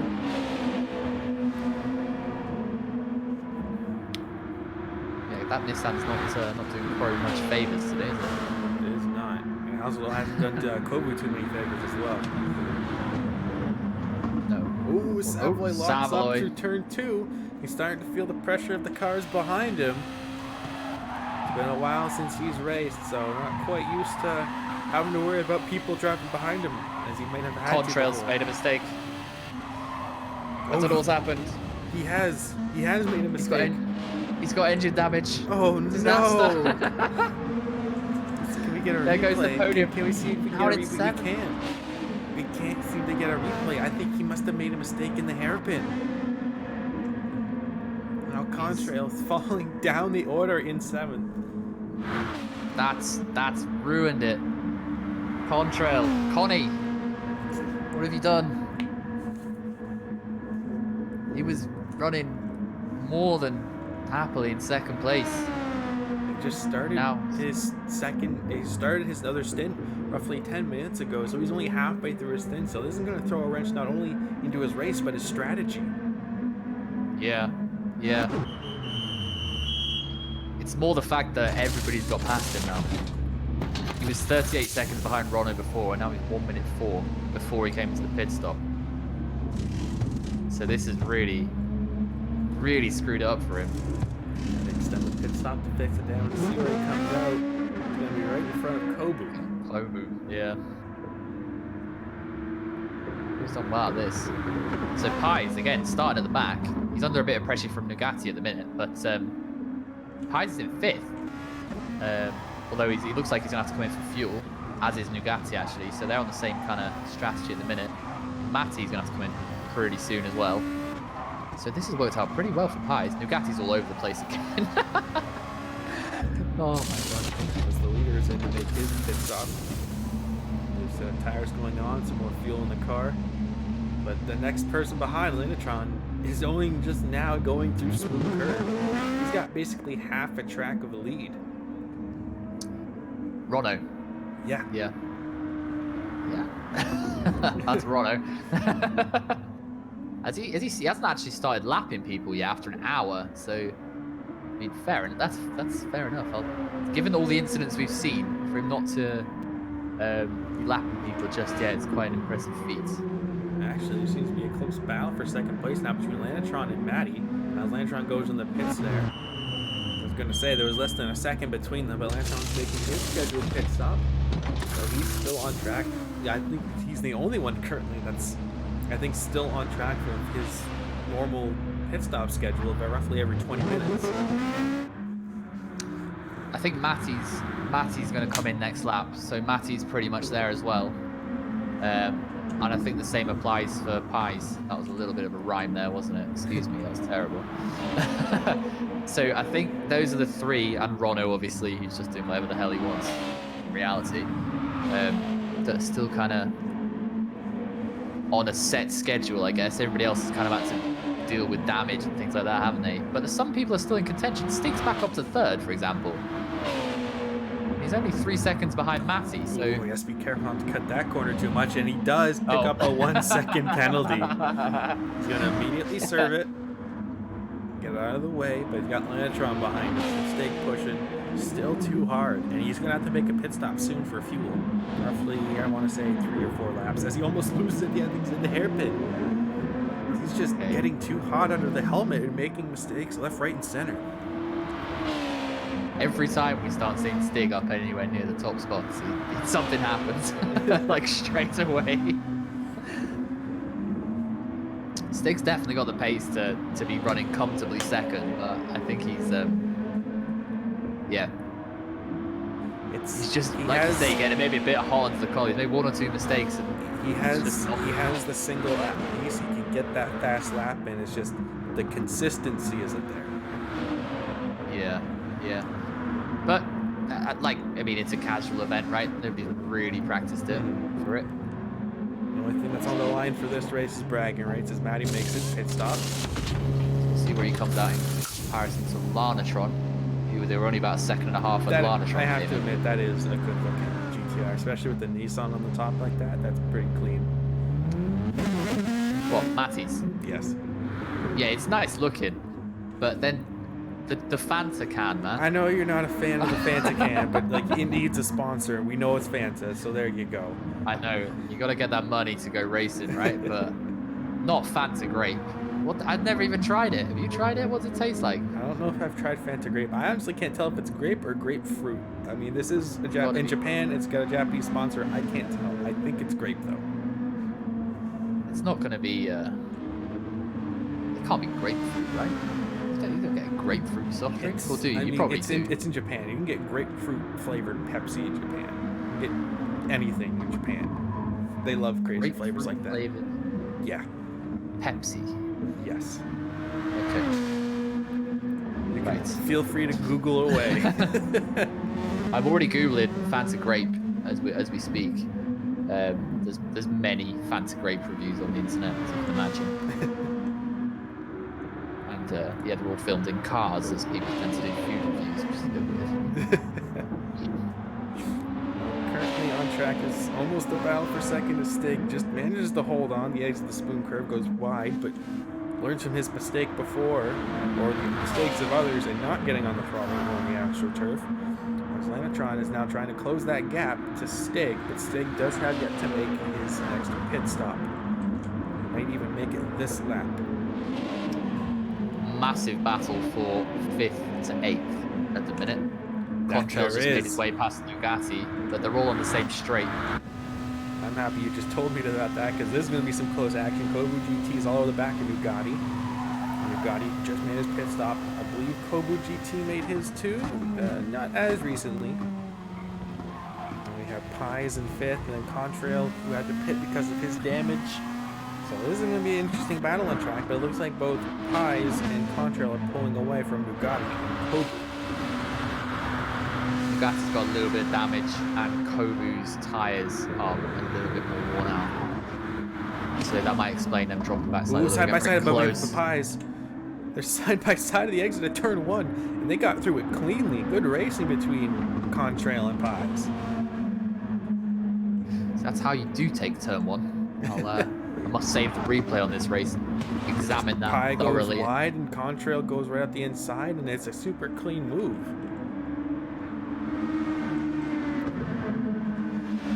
A little battle going on here, actually. I must have just called that, or we must have just called that, sorry, just at the point that Contrail and Pies were maybe making their way past Nugatti and Kobu or something like that. It all just seemed to close up there quite suddenly. Yeah, like I say, Nugatti's got that damage, so that's affecting him on the rear. He lost downforce on the rear. Kobu's all over the back of him again. Once again, Nugatti getting a little fishtaily at the exit of the hairpin, but still maintaining his gap over Kobu. But Kobu seems to have the straight line speed compared to the NSX. He might look for the inside here, going into the spin curve. They're side by side. Does Nugatti hold the outside? You can do it here. Does he manage to do it? Man, that's close. He does. Wow. Wow. How did he keep that? Well done, Nugatti. Great stuff. Ooh. Oh. Was there a bit of... I'm not sure if Nugatti maybe let off a little bit there. Nugatti has to be careful not to swerve too much. George might have to look at him in case of blocking. They're only allowed to make one move according to FIA rules. I think Nugatti's struggling on the straight. Yeah, he's in the pits now, yeah. I think he was down on top speed for that damage. So Kobe, it might have caught Kobe unaware slightly, and he's had to dive out of the way and get off the throttle. He's fixed it now, so that's fine. He's only just come out. Kobe make a mistake. Actually, here we have Ron Thomas lapping his first car, which is Savoy.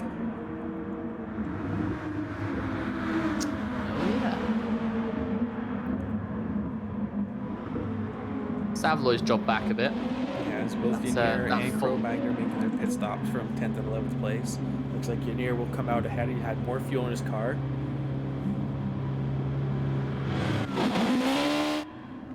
Depends what they go for, I guess. As actually comes out just ahead of Savoy. It's going to be a battle for position. Savoy will take it. Yanier looked like he just let Savoy pass then. Did you see that? He might have. He might have seen Ron Thomas there as well, the leader. So he might have just pulled out of the way, and it might have been just a case of lap traffic, also letting Savoy go by. Pretty much, yeah. It looked like he just like left the track free for Savoy to drive straight through into 10th place there, though. You're saying you wouldn't have done the same? No, not when there's positions on the line. I would have maybe made it a little bit more uncomfortable. I would have obviously let Rono pass because, well, no, I wouldn't have actually because it's Rono. I would have made it as hard for him as possible. At least he's honest, ladies and gentlemen. So no, if there was blue flags, I would have let Rono pass. But I think Yanez maybe misjudged it slightly there, and yeah, unwittingly let Savoy straight past up the position as well. There seems to be a close battle on track for 3rd place now between Stig and Matty. Matty's struggling, it looks like, through the S curves, but Stig has his car planted. But Stig has been doing a lot of pit stops, so whether or not that position will hold for the rest of the race with 52 minutes remaining, we have yet to see. But the gap is closing.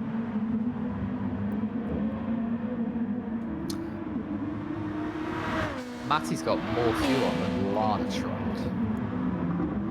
I wonder if there's a thing towards the end of the race, given people. Oh, Stig. Saw that in the background. It's a fancy great car.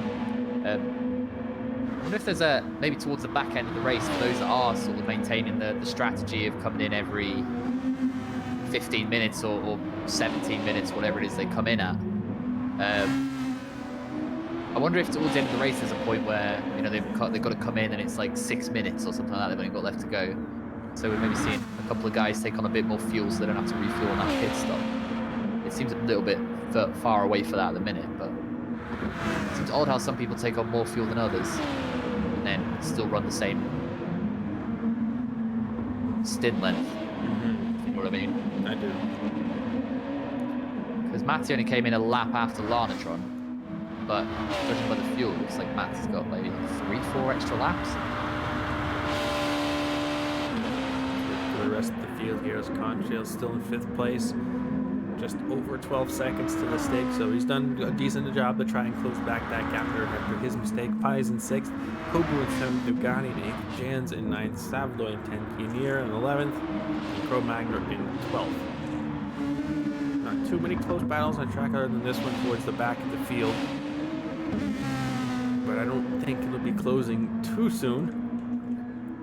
And other than, actually, I was going to say, actually, no, that's just between Stig and Matty, but it looks like the Stig made another mistake at somewhere, and the gap has dropped even more now.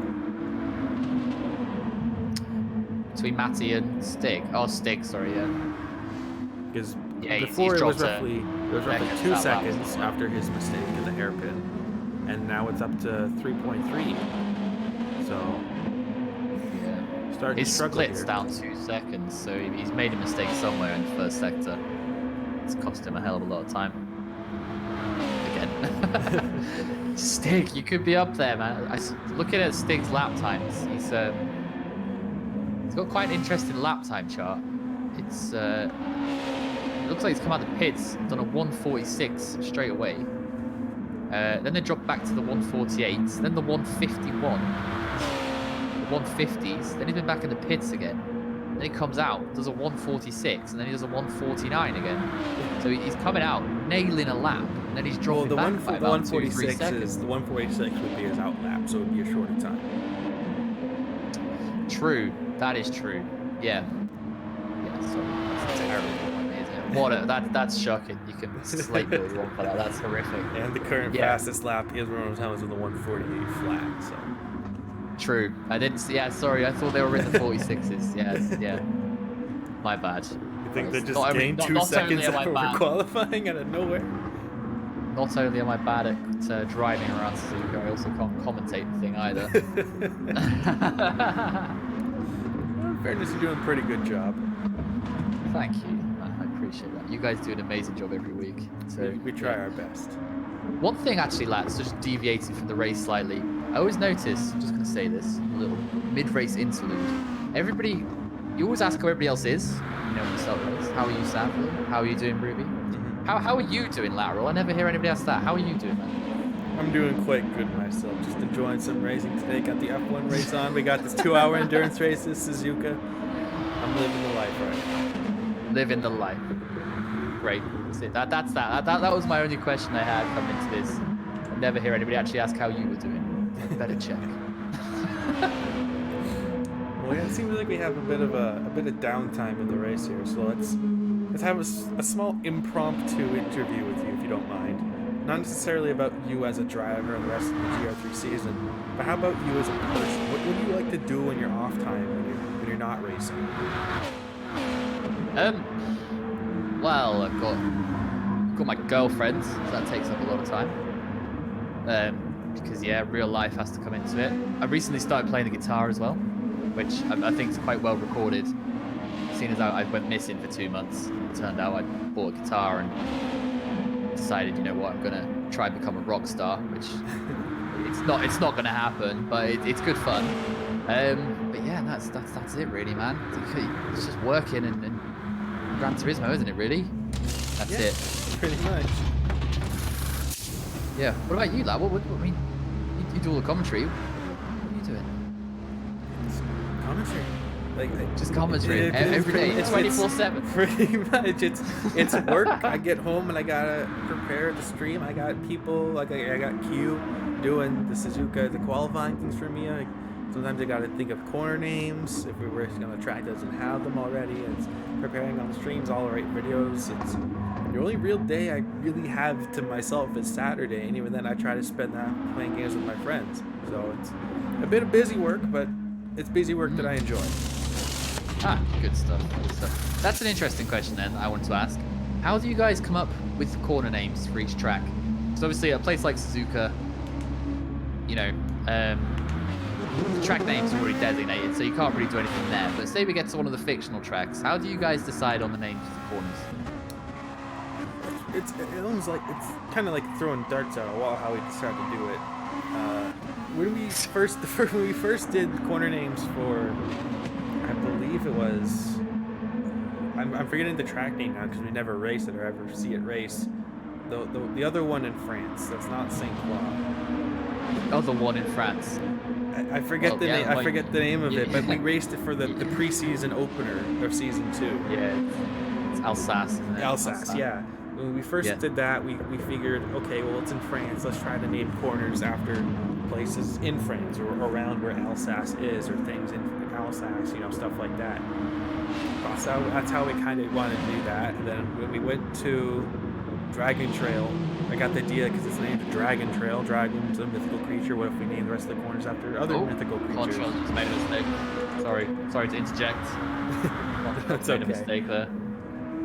Go on. Anyway, yeah, sorry. It was just the idea of naming things after mythical creatures, and when it came to Tokyo, I didn't necessarily want to name that after Japanese mythological creatures, but Ruby liked the idea of, well, what are you going to name the corners this time? And it was Savoy's job to name it, so he named it after mythological creatures. I kind of wanted to name the corners after Japanese pop culture or anime and stuff like that, because I like the hairpin at Tokyo.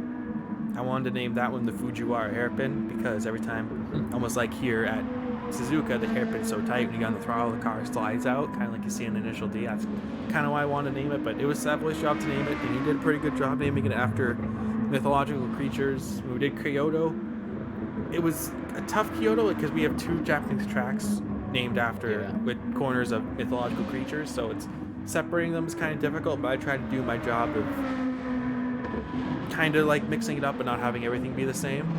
So it's not easy, but we try to do it mostly around places about the area or within the culture and stuff.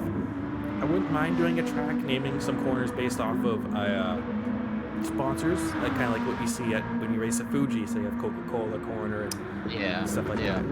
So maybe when we have corners coming up like that, I wouldn't mind maybe doing a couple corners based off of sponsors. But we'll see how that goes. But it's kind of fun naming those corners, giving them actual names, or especially when you see some drivers having trouble with the same corner over and over, like the Kraken that we have at Dragon Trail, the bus stop chicane. It's such a notorious corner, and giving a name to it just kind of it makes it a bit more iconic for everyone. Well, Kraken, well, you've already done that pretty much, just so we see Nugatti come to the pits. Kraken's a type of rock. So there we go. We've already got one that's like that satisfies 2 bits of criteria there immediately. Not only is it notorious for, well, as a mythical creature, it's notorious for maybe some mythical knights. Yeah, mythical knights. That's it. I That's think what Jans knows a little bit too much about that. If you were to ask him about his night, his Friday night. His night on the Kraken. Oh well, that's interesting. I didn't know how you guys went about it, so yeah, I'm glad I asked that question. Yeah, so sometimes I think that, what the hell have they come up with here? What's going on? But yeah.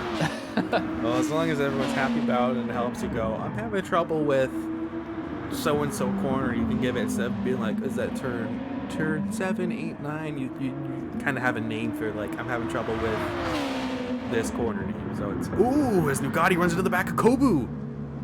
Oh. Going into the hairpin, and there's front to rear contact.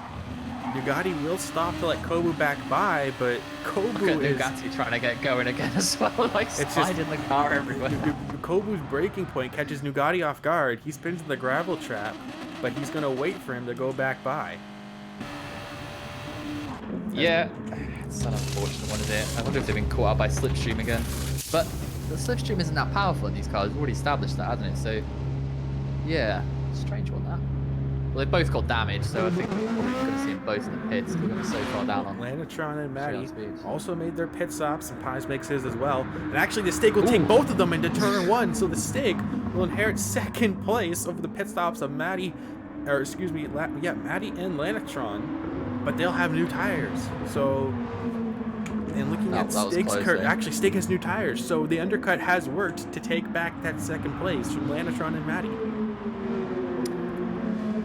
Sting's got a lot less fuel though. That's the only thing with that. So he'll have to come into the pits. I think they're all gonna have to make 2 stops. Oh, Sting's drifting it. I've just noticed Kobu GT made a pit stop after the contact with Nugatti, but didn't fix his rear bumper, which is damaged. So he made a pit stop, didn't fix the damage, and that allowed Nugatti to take back that 7th place after he tried to pass Kobu GT and they made contact. Did they both go in the pits? Because Nugatti's got damage still too. No, Nugatti never went into the pit lane. Oh, right. That's... Oh, okay. Fair enough. We've seen some odd things go on this race, haven't we, lads? Let's be honest. Some strange calls. It's very true. A Stig. Oh, it's about to happen again. Let's give a That's the podium positions are looking tasty right now. Right, they are. We have 3 drivers fighting for the other 2 steps on the podium. Ronald Thomas almost a minute ahead of second place, to be expected, really. So let's give a bit of an update on the current F1 race. Lap 55 of 71. Lewis Hamilton leaves. I believe they just went to a replay, so I can't quite give the leaderboard round. I believe it was Charles Leclerc or Vettel that was in second, Bottas in third, and then Weber Ferrari went in fourth, and it looked like Albon in fifth. So that's your top 5 for the current F1 race. What happened to the Red Bulls? As I mentioned earlier, it was Verstappen picked up a right rear puncture earlier on in the race, so he had to make a pit stop for that. But he also had a bit of a run-in with Lewis on the start of the race, so they might have had to stop the car and inspect it for any damage. Yeah, fair enough. But then for Lewis to be running first, I believe it's due to pit stops at this point. So. Oh, is it? Right, okay, fair enough. So Can't be far from the end. he's on the hard tire where Vettel's on the medium tire, so he's on the faster tire. So he's gonna be. It doesn't quite work the same. It doesn't quite work the same in F1 as it does in GT Sport with tires, does it? No, it doesn't. But he's also got Bottas right behind him in the DRS. So whether or not Vettel will be able to push and catch Lewis, or he's going to have to try and hold off Bottas. That's going to be the races currently in the F1 race. Back to GT Sport, Stig still in second place. 1 second, 0.3 over Lanatron in third. He has roughly 1.1 seconds over Matty in fourth. Contrail's not that far behind as well. No, he's not. Contrail's only 8 seconds behind. Pies is only 8 seconds again behind Contrail. But given Contrail was down to 7th in engine damage, for him to only be 8 seconds behind Matty and Lanatron. I think at this point we've got to look at Matty and Lanatron as the 2 we expect to be on the podium. Stig's sort of nearly out of fuel. It'll probably be 1 more lap, and Contrail's nearly out of fuel as well. So I think looking at it, as long as Lanatron and Matty can keep it together and their strategy doesn't mean they have to stop more times than Stig and Contrail, I can imagine they're probably gonna be second and third in this one, barring any mistakes as well. Yeah, it's gonna get quite close to the finish, hopefully. It should be 30 minutes remaining, almost 3/4 of the way through this endurance race here, so it's starting to get down to it. Kobu's now got his bumper fixed somewhere. I guess he might have made a pit stop, perhaps. And yeah, maybe Nugatti hasn't got his front bumper fixed. That's interesting. Yeah. That his bumper would be fixed and Nugatti has them, but the gap between them is stabilized. That's interesting. Well, unless I guess Kobu's pitted, that's obviously cost him time. But if Nugatti had been so slow on the straights, he must have just caught back up. Perhaps. I mean, the gap is closing significantly through the S's section, so he's really losing that front downforce. He cannot stay on the throttle as much as he'd like to, and that gap is closing fast. So I guess the damage has really started to slow down Nugatti here. Stig's pushing. He's managed to gap Lanatron by 3 seconds this lap. No, sorry, not 3 seconds, 2 seconds this lap. They're all running around about second and a half between each other, right? But the gap's jumped up between Stig and Lanatron to 3.1. Stig makes his pit stop now. This is where it's going to start getting a bit interesting. Contra might come in now as well. So we're going to expect roughly 1 more round of pit stops at this point, I think. Let's have a look. Matty. Yeah. I would expect Matty and Lanatron to only pit once more. And I'm going to put a little bit of fuel in and tyres. Whereas Stig and Contrail's still got to pit. I think Contrail's out of it at this point because he's still behind Stig and he's got to make a pit stop to fuel this lap. Stig's actually come back out with less fuel than Matty and Lanatron. So they're all now effectively on the same strategy, although Stig's got slightly better tyres now, and he does have a pace advantage from sort of qualifying. So this is going to be the battle for the podium. but they're all in the same kind of strategy. So It's going to be interesting to see whether, obviously, the winner currently, barring any issues, would be Alexis on the top step of the podium with Rono Thomas. But will it be Alexis from Nissan or Honda on the second step of the podium?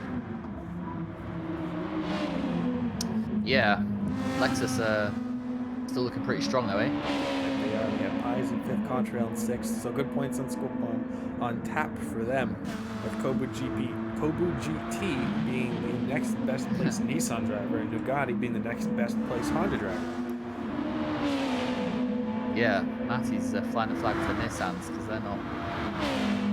Yeah, Kobu's down in 7th, and yeah, Crow's way at the back, so you count Nissan out of this one. Yeah, it's got to be Lexus. I think Lexus is considered the best car out of these, judging by the GT Sport daily races. I think the Lexus has a slight edge on the others. You think that way? Because whenever I see like YouTubers like Super GT or whatever actually race in these daily races or the national races or whatever, and they have these GR2 category cars, it always seems to either be the NSX on a more twisty track like Catalunya, or it's the GTR on a track like Fuji. I almost never really see the Lexus picked by anyone. Yeah, that's a good point. Maybe I've got that completely wrong again. I don't know. It just seems a bit good, doesn't it? Well, I know obviously the drivers that are driving it are high quality drivers anyway, but it just seems to the guys that are driving it. So we've got Pies, Lanatron, and obviously Rono could probably drive a wheelie bin around here and still come first, but they've all been super consistent with it. Well, we've seen Matty's the only Nissan guy who hasn't had a problem. All the Honda guys have had issues. So yeah, I think probably overall it probably is the best car for this type of event. Maybe not in your your 1 lap daily race 4 lap thing, you know, where there's no wear or anything like that. It's just 4 hot laps essentially. Yeah, maybe for this kind of thing, I think it's a really strong package. It looks kind of cool as well. Let's be honest. They all do, don't they? They all look awesome, these cars. All race cars look cool.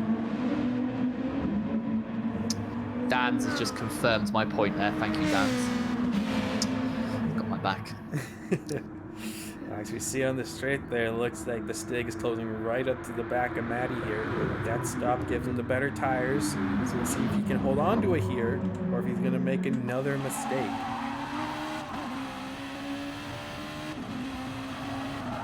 As a bit of an F1 update, it looks like Kimi Räikkönen will be retiring from the Mexican Grand Prix. Still currently Hamilton leads ahead of Vettel, Bottas, and Leclerc. Albon in 5th and Verstappen in 6th. But Hamilton currently leads, and he's on roughly already 15 lap worse tires than Vettel, and there's still 10 laps to go.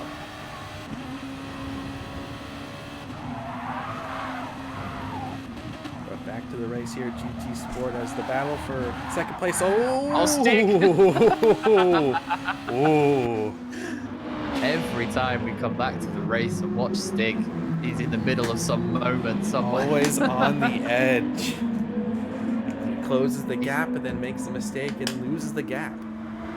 So we've seen this out of 2 Honda drivers, right? Nugatti's got a problem getting out of corners, as we've seen. And Stig is just... He doesn't look in control at any point, but he's super quick. So I don't know how on edge this Honda's just because of the MR layout of the car? Usually when the GT car is the MR layout, usually means the rear end's a little bit loose when you think it has a bit more grip because more weight be towards the end of the rear, but I digress. But maybe. I don't have enough experience with the cars to really pinpoint. He goes wide to the Casio triangle. He goes very wide to the Casio triangle. He misses the corner completely. Oh, Stig. He's got such pace. Just misses it completely. We're also just a quick little thing. We're being accused of stealing opinions in the chat and passing off as our own, which I will confirm is not the case. However, it's probably a good idea going forward. So if anybody does have any good opinions, please let us know, and we will try and pass them off as our own from now on. Anyway, what have we got? Lardatron is he's comfortable. Matty's not really reeling him in, is he? No, not really. But the gap is maintaining, and then, as we mentioned, they will have one more stop. So if we look at their fuel levels, Lantron has way more fuel than Matty. So when they do make their stop, he should come out in front. Yeah, but then you go back to Stig, and Stig's got Way less fuel. yeah, way less fuel, but he pitted like 3 laps ago.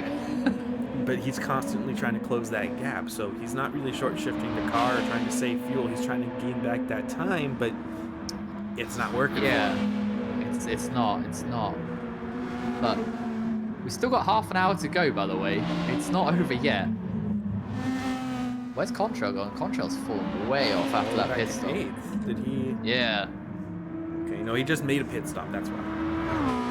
Yeah, but oh, mind you. Oh yeah, that's that 2:25 he's got in his lap times, right? Mm-hmm. Yeah, he's actually really consistent when you look at his laps, but yeah, just that one mistake he made where he's damaged the engine, and then he's probably got out of sync with his pit stop, so it made him look higher up than he was momentarily. That's really cost him. His contrails look really, really solid all day. So looks like Pies and Kobu GT will be making their pit stops very soon. They are flashing red on their fuel gauge, so probably next time by they'll make their pit stop. Contrail, we'll see if he can jump them based on the gap that he just made his pit stop. Where you have Jan still in 9th, Demir in 10th, who has been lapped, but Cro-Magnon right behind him, and then Savoy running out the back of the grid currently.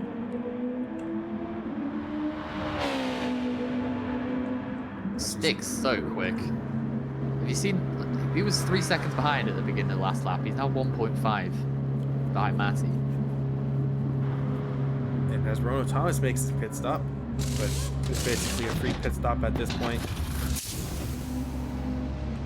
Yeah. Well done, Rono. I'm surprised he didn't put arrows all over his car. The Rono Thomas arrow special. It's the Rono Thomas arrow special. It's a bit of a joke between the higher ups in the Discord that Rono Thomas puts an arrow on everything that he wants to highlight. That he wants to highlight. Yeah, sorry, I'm not allowed into that chat, so yeah, that's fair. I'm not in on that joke. I can't have a little chuckle to that one, unfortunately. So Metatron still leads Matty ahead of Stig, but Stig still closing that gap. He's going to make that pit stop real soon. If not this time by, he's really using his fuel here. What Stig's fuel? He's burning through that. He's catching up, but. And here's the thing, though. It's only just under 30 minutes left.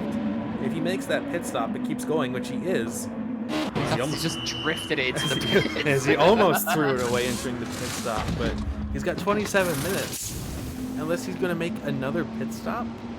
But yeah. Well, he might be right on the fuel, but it's the tires, isn't it? That's what he's got to...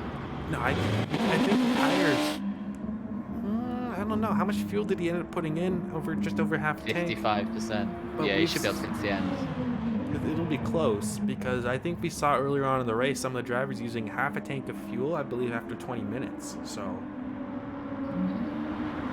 Yes, that is a good point, actually. And the way Stig's been driving, it's not necessarily been the kindest to the environment, has it? So, yeah, I think you might be right there. We might be seeing Stig in again. He might have made a little bit of an error there with fuel. We've got a couple of opinions in, by the way.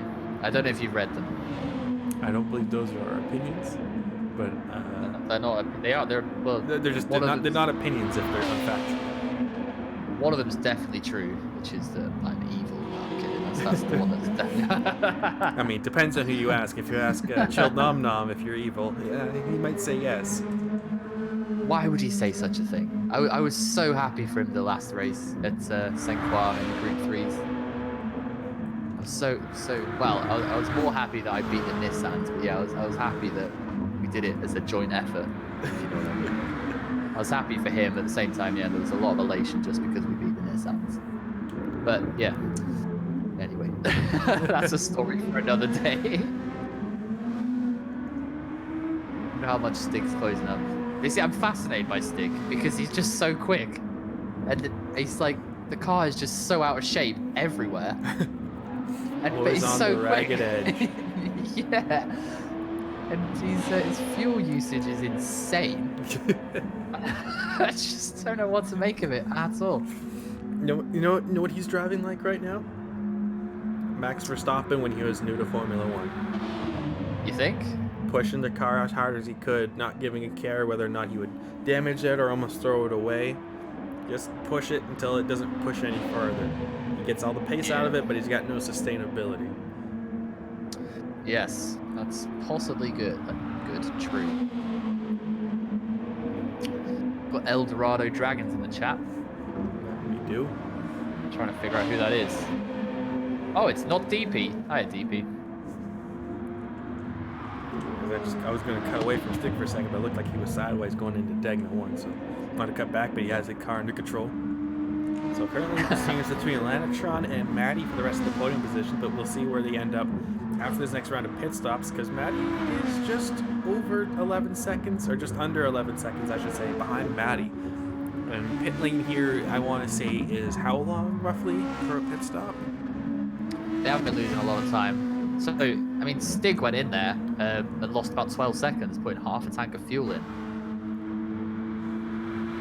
So, it's not that much, actually. Contrail's put the fastest lap in, by the way. Miles 48 flat.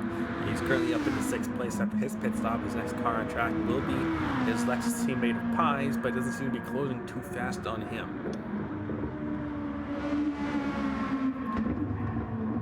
Pies have got a penalty, though. Burn. So that's another couple of tenths. I think Contra might catch up to Pies, you know. As Matty makes his pit stop now, so we'll see where he comes out. Looks like he's just taking on fuel, no tires. I see tires there. I don't know if he took them. Yes, he did take tires. So we'll see who comes out, and Stig gets them. So the undercut has worked for Stig. But will it work when Lanatron makes his pit stop? And will let the stint be sustainable for Stig to be able to hold on to the podium position? This is going to be quite interesting, actually, now, isn't it? Because Stig's clearly got the pace, and now he's ahead of Matty. This is going to depend on whether Stig can dial back his fuel usage and keep it on track at the same time. He's just chucking it into the corners. Yeah, it's insane, isn't it? But you look at Lanatron, and it's very controlled. You know, he's hitting all the apexes, taking very nice lines through all the corners. He's looking well in control of the race car, but you've got Stig catching him, like drifting through every corner. I don't know how he's keeping it on the track. I really don't. Well, he hasn't at some points, but it's just insane. Composure just isn't in Stig's vocabulary. Matty's picked up a penalty, which is a shame because he's now going to drop back slightly from Stig. It's only 2 tenths, and this is the penalty serve zone, so it's not going to cost them too much, thankfully. I think Stig's going to have to pit again. Looking back to the gap between Pies and Contrail, it has dropped by roughly 2 seconds. I do believe both of them have one more stop left in them for the rest of this race. So. Oh, yeah. Contrail's going to be in this lap. He's got no fuel. Yeah, Pies will have to pit again as well. So yeah, 5th's up for grabs still. That it is. So we'll see when Contrail comes in, if he does decide to come in. I think Lanatron's going to be in the pits within the next couple of laps, so that'll be interesting to see where he drops. It's probably going to drop sort of between Stig and Matty. Oh, this is interesting. Ronno's going to have to pit again, but he's so far in the lead that it's just inconsequential at this point of the race, isn't it, really? Who else have we got down here? Contrail's just coming out. Nugatti might get past him actually into turn 1. He has. Does the Nugatti need a pit stop yet? No, he's made his pit stop, so the undercut has worked for Nugatti, but Contrail has the newer tires, so that'll be a developing battle. That's a straight battle to the flag, that. Pies will have to pit again. So, again, that 5th, we might be seeing Nugatti, Contrail, and Pies battle for 5th. It's all going to kick off, isn't it, in the last couple of laps? We're going to have to be everywhere lap. We're going to have to be all over it. It's never a dull moment at ARC. As the Stig continues to close the gap to Lanatron, now under 9 seconds. But looking at Stig's current fuel, he's just a bit, I want to say roughly, 40, 39% fuel in that car right now. And he's got 20 minutes left to go. Yeah, he's somewhere around that, isn't he? I don't know if he's going to make it on that, you know. And Lanatron has yet to pit, so this will favor Stig, but whether or not Lanatron can get the hammer down and close the gap to Stig, or if the Stig can stay clean and actually be consistent at one point, it's going to be hard to say. Yeah, Stig's not going to make it to the end at all. He's definitely going to have to come in. It's about how quickly he can close up to Lanatron then. If you look at their lap time, Stig's doing 48 and Lanatron's doing 150s. So there's about 2 seconds a lap there. So it's not inconceivable that Stig's going to catch up to Lanatron on track. And Matty, I think Matty's good for the rest of the race, I'd say. You can probably dial it back. He's dropped 6 seconds behind Stig after coming out of the pits. That's quite a gap, isn't it, really? After 3 laps, considering he came out the pits, was it 2 seconds behind him?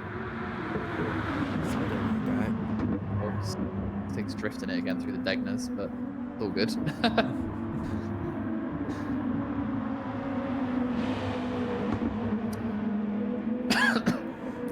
Question is when Lana's going to come in. Go on, sorry, lad. I'm just going to say, watching the battle for 6th place with Contrail and Bugatti. Just at the back of the shot, we could see Kobu. So he's slowly starting to make his way back up through the field, but he hasn't had a clean race at all, really. Not necessarily a fault of his own in all the times. Sometimes he just gets caught up in things that he couldn't control. Actually, it looks like Contrail's made a mistake behind Bugatti. He's already lost 2.5 seconds to him. How far behind is Kobe from Contrail? Just under 5 seconds, 4.5. Kobe might be in contention here for 5th, you know. When you look at the fuel, I'm not sure Nugatti and Contrail are going to make it to the end. As Lanatron makes his pit stop now, 1% fuel remaining in that Lexus. So Stig should be able to take 2nd place from him. Takes on enough fuel to make it to the end, we will see. He's on 1% fuel, so he really pushed it to the limit here instead of trying to save. He's out, he's got half a tank in, so this is going to be a flat-out stint for Lanatron. Yeah, he's come up between Stig and Matty, but Stig's going to have to come in again. I don't know if Matty's going to have to come in again. Oh, it's going to get interesting, isn't it? Well, we have an opinion from Danes in the chat that says Lana 2nd, Stig 3rd. You might be right. I don't think Matty's got quite enough to get to the flag. If Lanatron's put half a tank in from here, Lana can make this again, no problem, and he can push. yeah, this is my point about Kobu as well, down in 8th, which is why I think he's on for 5th. Pies is gonna have to come in like this lap or next. Nugatti and Contrail don't have enough to get to the flag, whereas Kobu's got half a tank. And he's got decent enough tyres to make it work. So Kobu might well be on for 5th after all of his issues this race, which is insane. A bit of update on the F1 race. It is now finished. Hamilton has won ahead of Vettel, Bottas in 3rd, Leclerc 4th, Albon 5th, Verstappen 6th, Perez in 7th, Ricardo in 8th, and I couldn't quite get the top 10 there, as it looks like there was a Renault that either ran out of fuel or died on the last. Oh, there was contact between Kvyat and Hulkenberg on the last corner of the last lap. I think damaged Hulkenberg's suspension. So. Torpedo versus the Hulk. Who got the fastest lap? I believe it was Leclerc. Leclerc. So that's interesting. So Lewis did not win the championship today, and will go to the next race. The land of 3. So maybe we should redo our bets then, hey? Should we actually go for a proper? This is who I'm banking on being in the top 3. I'm saying Rono wins. Yeah, I don't necessarily want to agree with people in the chat, obviously, but it looks like Rono might close this out. He's about to come on lap. Is that Kobu? He's about to come on lap? Oh, he is. Christ. Kobu's... Yeah, he is. Wow. Ronno's really been on charge. We haven't paid much attention to him whatsoever, have we? But he's absolutely nailed this. So anyway. I just want to have a look at the gaps here for second place. Stig still currently in second place. 5.7 seconds to Lantron. The gap went up a bit as Lantron made a mistake at the exit of Degna 2. Almost up to 6 seconds now. But Maddie is almost like right behind Lantron now by a second. Actually, Maddie's closing right up to the back of Lantron. Yeah, I've just noticed that too. But it's this fuel issue. I'm not sure Matty's got it. I don't think he's got the... I don't think he's quite got enough juice to get there. Kobu... I don't think Kobe's quite got the pace to make 5th either. I'm going to redo that. That's that opinion I had. Who are we going to say? Come on, lad. Who are we going to back? Who are we going to put the money on? Pace. If Stig can dial it back and hold position, he's about just under a quarter tank of fuel. 50. Actually, he's making a pit stop now. Yeah, he's in now. Is it just a splash and dash? No, he's actually taking tires. I have to say that's Matty's in as well. Matty's in as well. I have to say that's a mistake from Stig to take the tires. If he didn't take, actually, he comes out side by side with Lanatron. Oh! They're side by side. Bit of contact there. Oh man, that was close. But they're both clean, and they both have fresh tires. They both have enough fuel to make it to the end. So this is a race for the final steps of the podium, and Stig's all over the back of Lanatron. He was a bit aggressive there. He went straight into the back of Lanatron through the S's. So I was going to say it was a mistake from Stig to take the tires, but in fact he comes out just side by side with Lanatron. So this is a race between two cars that can go push right to the end.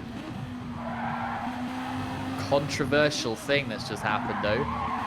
With Stig going right into the back of Lanatron, he's given Lanatron damage. Ooh. So... Ooh, he almost did it again, but he throws it away! My God, if I had a camera on me right now, the face palm is the biggest one you've ever seen. Jeez. So Lanatron is slow out of Degna. He brakes early because of damage. He catches Stig out. He has to dive to the inside under braking, which causes the rear end of the car to break out. Ooh. Yeah. So now Lanatron has a bit of a lead, but Stig has the fresher tires.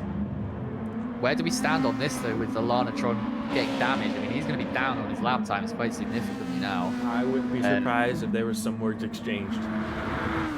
Yeah, because that's... Stig's obviously come out, hit him. Stig hasn't got any damage, so he's still got the quicker car. Yeah, Lanatron's hobbled. I know that's racing, but... That's really... Maddie, okay, look at that. Really harsh on Lanatron. Maddie in 4th. He made his pit stop so he can push 2. So whether or not Lanatron and Stig take each other out, Maddie could be on for a 2nd place here. We have Pies in 5th, who he actually made his pit stop, so he's in a comfortable 5th place just ahead of Nugatti. That's close. That's so actually close, a battle for 5th place between Pies, Nugatti, and Contrail, so that's going to be an ongoing one. So we have a battle for the top 2nd, 3rd, and 4th, and for 5. Actually, no, Nugatti makes a pit stop. I thought Nugatti was good to go on fuel. Never mind. Excuse me. This is developing nicely. One of them jumps right in the pits, just as we say that. That's how it is. I felt like Nugatti might have had enough fuel to make it to the end, but no, he has to make that last lap pit stop. But he can push. So Contrail, 2.5 seconds off of Pies for the 5th place. So Alexis is looking pretty good here. But back to the battle for 2nd. Stig's closed right back up again. Will he make another mistake here? Same corner. He's going to the inside. The hairpin. Lanatron late break. He can't get it. Stig's going to have the advantage, but Lanatron doesn't let him room. They're side by side, but can Stig get back on the throttle? They're still side by side at the exit of the hairpin. Wow. They're just holding each other up as well. Ooh, Stig almost tries to run him wide. That was close. That was close. We know Stig has the pace. If he can get that clear air, he might be on for a 2nd place, but if he throws it away like we've seen him do many a time, it's going to be iffy. I think might have to take a look at this rear bumper damage issue with Lanatron as well. It's a weird one. You think just running into the back bumper of somebody, it's not really going to affect them. If this was, say, like a touring car race in real life, something like that, it's not all that much of an effect. But for whatever reason within GT Sport, you get rear bumper damage. it really hampers you. It's the same with front bumper damage, which Stig didn't get in that accident. So, yeah, I'm feeling a little bit for Lanatron here because he drove so well, and he's driving so well, I should say, sorry, and now he's had this. Problem is, Stig has the pace. He has the clear air. It comes down to strictly if he makes a mistake or not, because otherwise he's going to pull away from Lanatron. He's got the fresher tires. He might even have the lighter car on the fuel. He does have the light car, because I'm not sure he's got enough to get to the end. I mean, look at his fuel again. It's 10 minutes to go, and he's pushing that thing. I don't think he's done any conservation at all throughout the course of this race, and he's already opened up a second in just that sector alone. No. And then you have Matty waiting in the wings. He's in a solid 5th place. 9 seconds ahead of Nugatti, who is ahead of Contrail, who just made his pit stop because he couldn't make it to the end. So Kobu GT could be on for a 7th place finish here. Actually, he's about to get lapped by Ronald Thomas again, who just made his pit stop not that long ago. Stig's going purple at the minute. Drink it in, Kobu. It's not going to be too often you're going to see yourself ahead of Ronald Thomas here.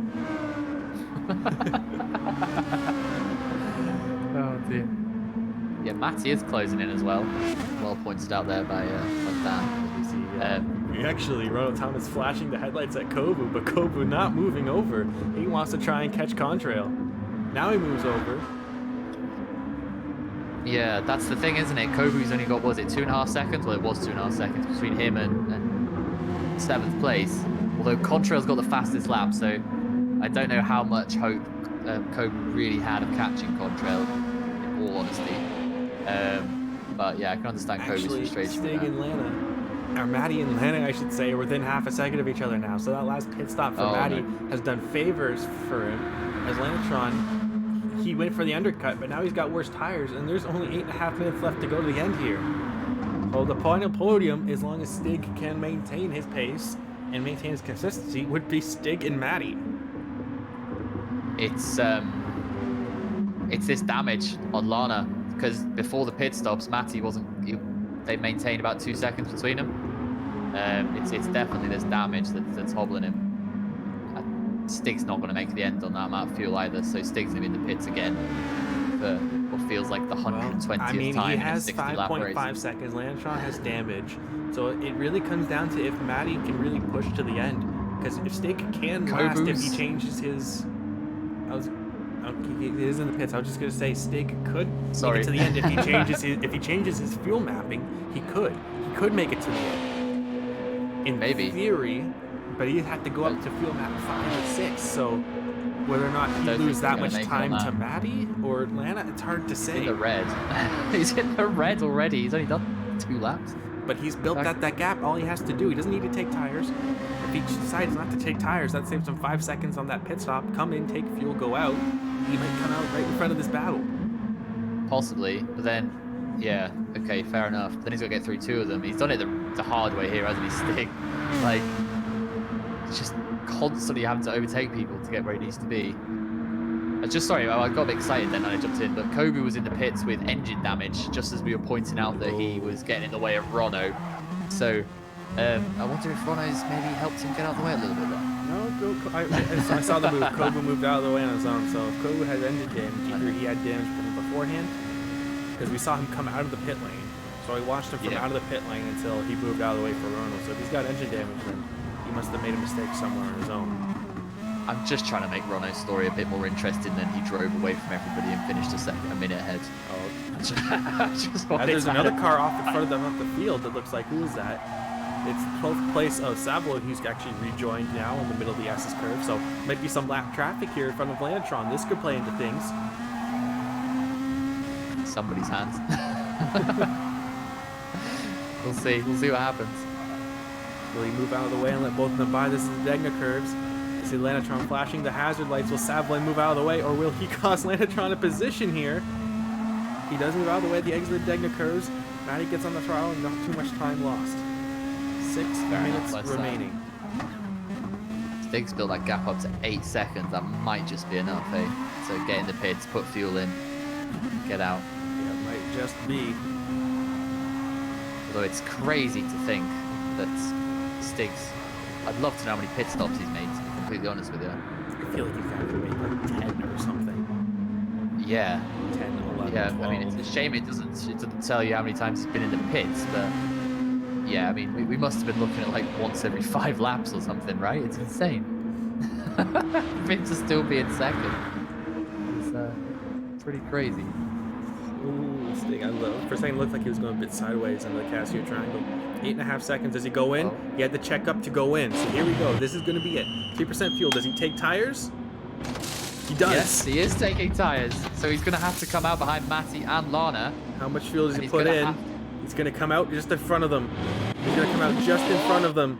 As we see just Lanatron defending up on the front. So Stig will have second place as long as he can hold it. Lanatron, Matty tries to go around the outside into turn 1. There's a bit of contact between them. So no damage to Matty's car. Is any damage to Lana's car other than the rear damage? No, nothing else. So there you go. Stig has second place ahead of Matty, ahead of Lanatron. Matty's very tight on fuel as well, by the way. As is Pies, actually, down in 5th. Pies is going to have to go into the pits. That's 5 minutes. He might be able to make it to the end if he changes some fuel mapping settings, but will he be able to hold off Bugatti in the last lap? That'll be the question. I'm not convinced. I'm not convinced Matty's going to be able... Matty's just dipped into the red now, so he's got 2 laps maximum. I'm not convinced he's going to be able to get around twice. He might be able to change his fuel map settings and short shift, like you say. And because Lanatron is lapping slower because of his damage, he might just be able to get away with it, but I don't think he's going to quite be able to do it. So we might see Matty back in the pits. Lanatron might be back up into 3rd place. The question is, with just under 4 minutes remaining, Stig can cruise to the end. He doesn't need to push. He doesn't need to try and throw that gap away. He can just maintain it. But does he bottle it like we've seen him do? Stig? Well, we'll find out, won't we? I wonder if he's actually put enough fuel in for these couple of laps, because he doesn't ever seem to put enough fuel in. Oh, he's gone right there at the castle triangle. See, just Matty in the back of the shot. Matty's definitely in the pits. Actually, he's lost a lot of time there. Almost half a second. He almost loses it coming down the front straightaway. Is that Stig? If he keeps making mistakes like that, he's going to have to change his name to ERA the Bottle. Just ERA nutcase. 3.1 seconds to gap. 3 minutes remaining. It opens up here. This sector does favor the Honda. Yeah, it does. And just like looking that, at it, 6/10. Yeah. Looking at it though, Matty's gonna have to come into the pits. So that's 3rd gone. Yeah, Matty's definitely gonna have to come in. He's not gonna make another lap. Pies is gonna have to come in as well in 5th. That's gonna promote Nugatti in the Honda up to 5th. So it's actually... Oh, so what's going on with Stig there? Oh, yeah. Just wide on the exit deck too. So we thought Lexus was really comfortable. Obviously, it still is up front with Rono, but this is interesting. Matty's definitely going to have to come in. Well, we see him dropping back heavily now. I think he realizes he has to change some fuel mapping settings if he wants to try to actually make it back to the pit lane. Yeah. I think we're going to see... Stig's good to go on fuel to the end. Yeah, Stig's good to go. Stig's got 1 more lap. I think Rono's got 2 more laps where he is on the tracks. He's just round the hairpin now, coming up towards the corners before Spoon. Lana's close. No, Lana should be okay. He's only got 1 more lap to do. Matty is... He's going to risk it. He's going to risk it. He's going to see if he pulls a... Take a name from the list if he wants to pull a Ruby, a Dan's, a Kogu, and run out of fuel in the last lap. We'll see. All he has to do is finish this lap. This will be their final lap. Yes. Yeah, this is it. We've just got Rono coming through 130R now. He's going to be... the guys in front, just the way the endurance race system works on this game is... They just started their final lap. Rono's going to start his final lap now, so he's going to be doing 1 more lap with the guys in front. Well, so Rono's won it imagine now. if Ronald Thomas ran out of fuel in the final lap. He's good to go. He's He's fine. good to go. Yeah, But imagine, he's could you good to go. imagine? That's all he had to do. The thing is if he'd run out of fuel now, just because of the way the timing sort of cuts players off, he can run out of fuel now if he wanted, and he's won the race still. Because the others they're gonna cross the line, and then that's the finish for them. So Rono can do what he wants now. He can go and do donuts for 20 minutes if he really wanted to.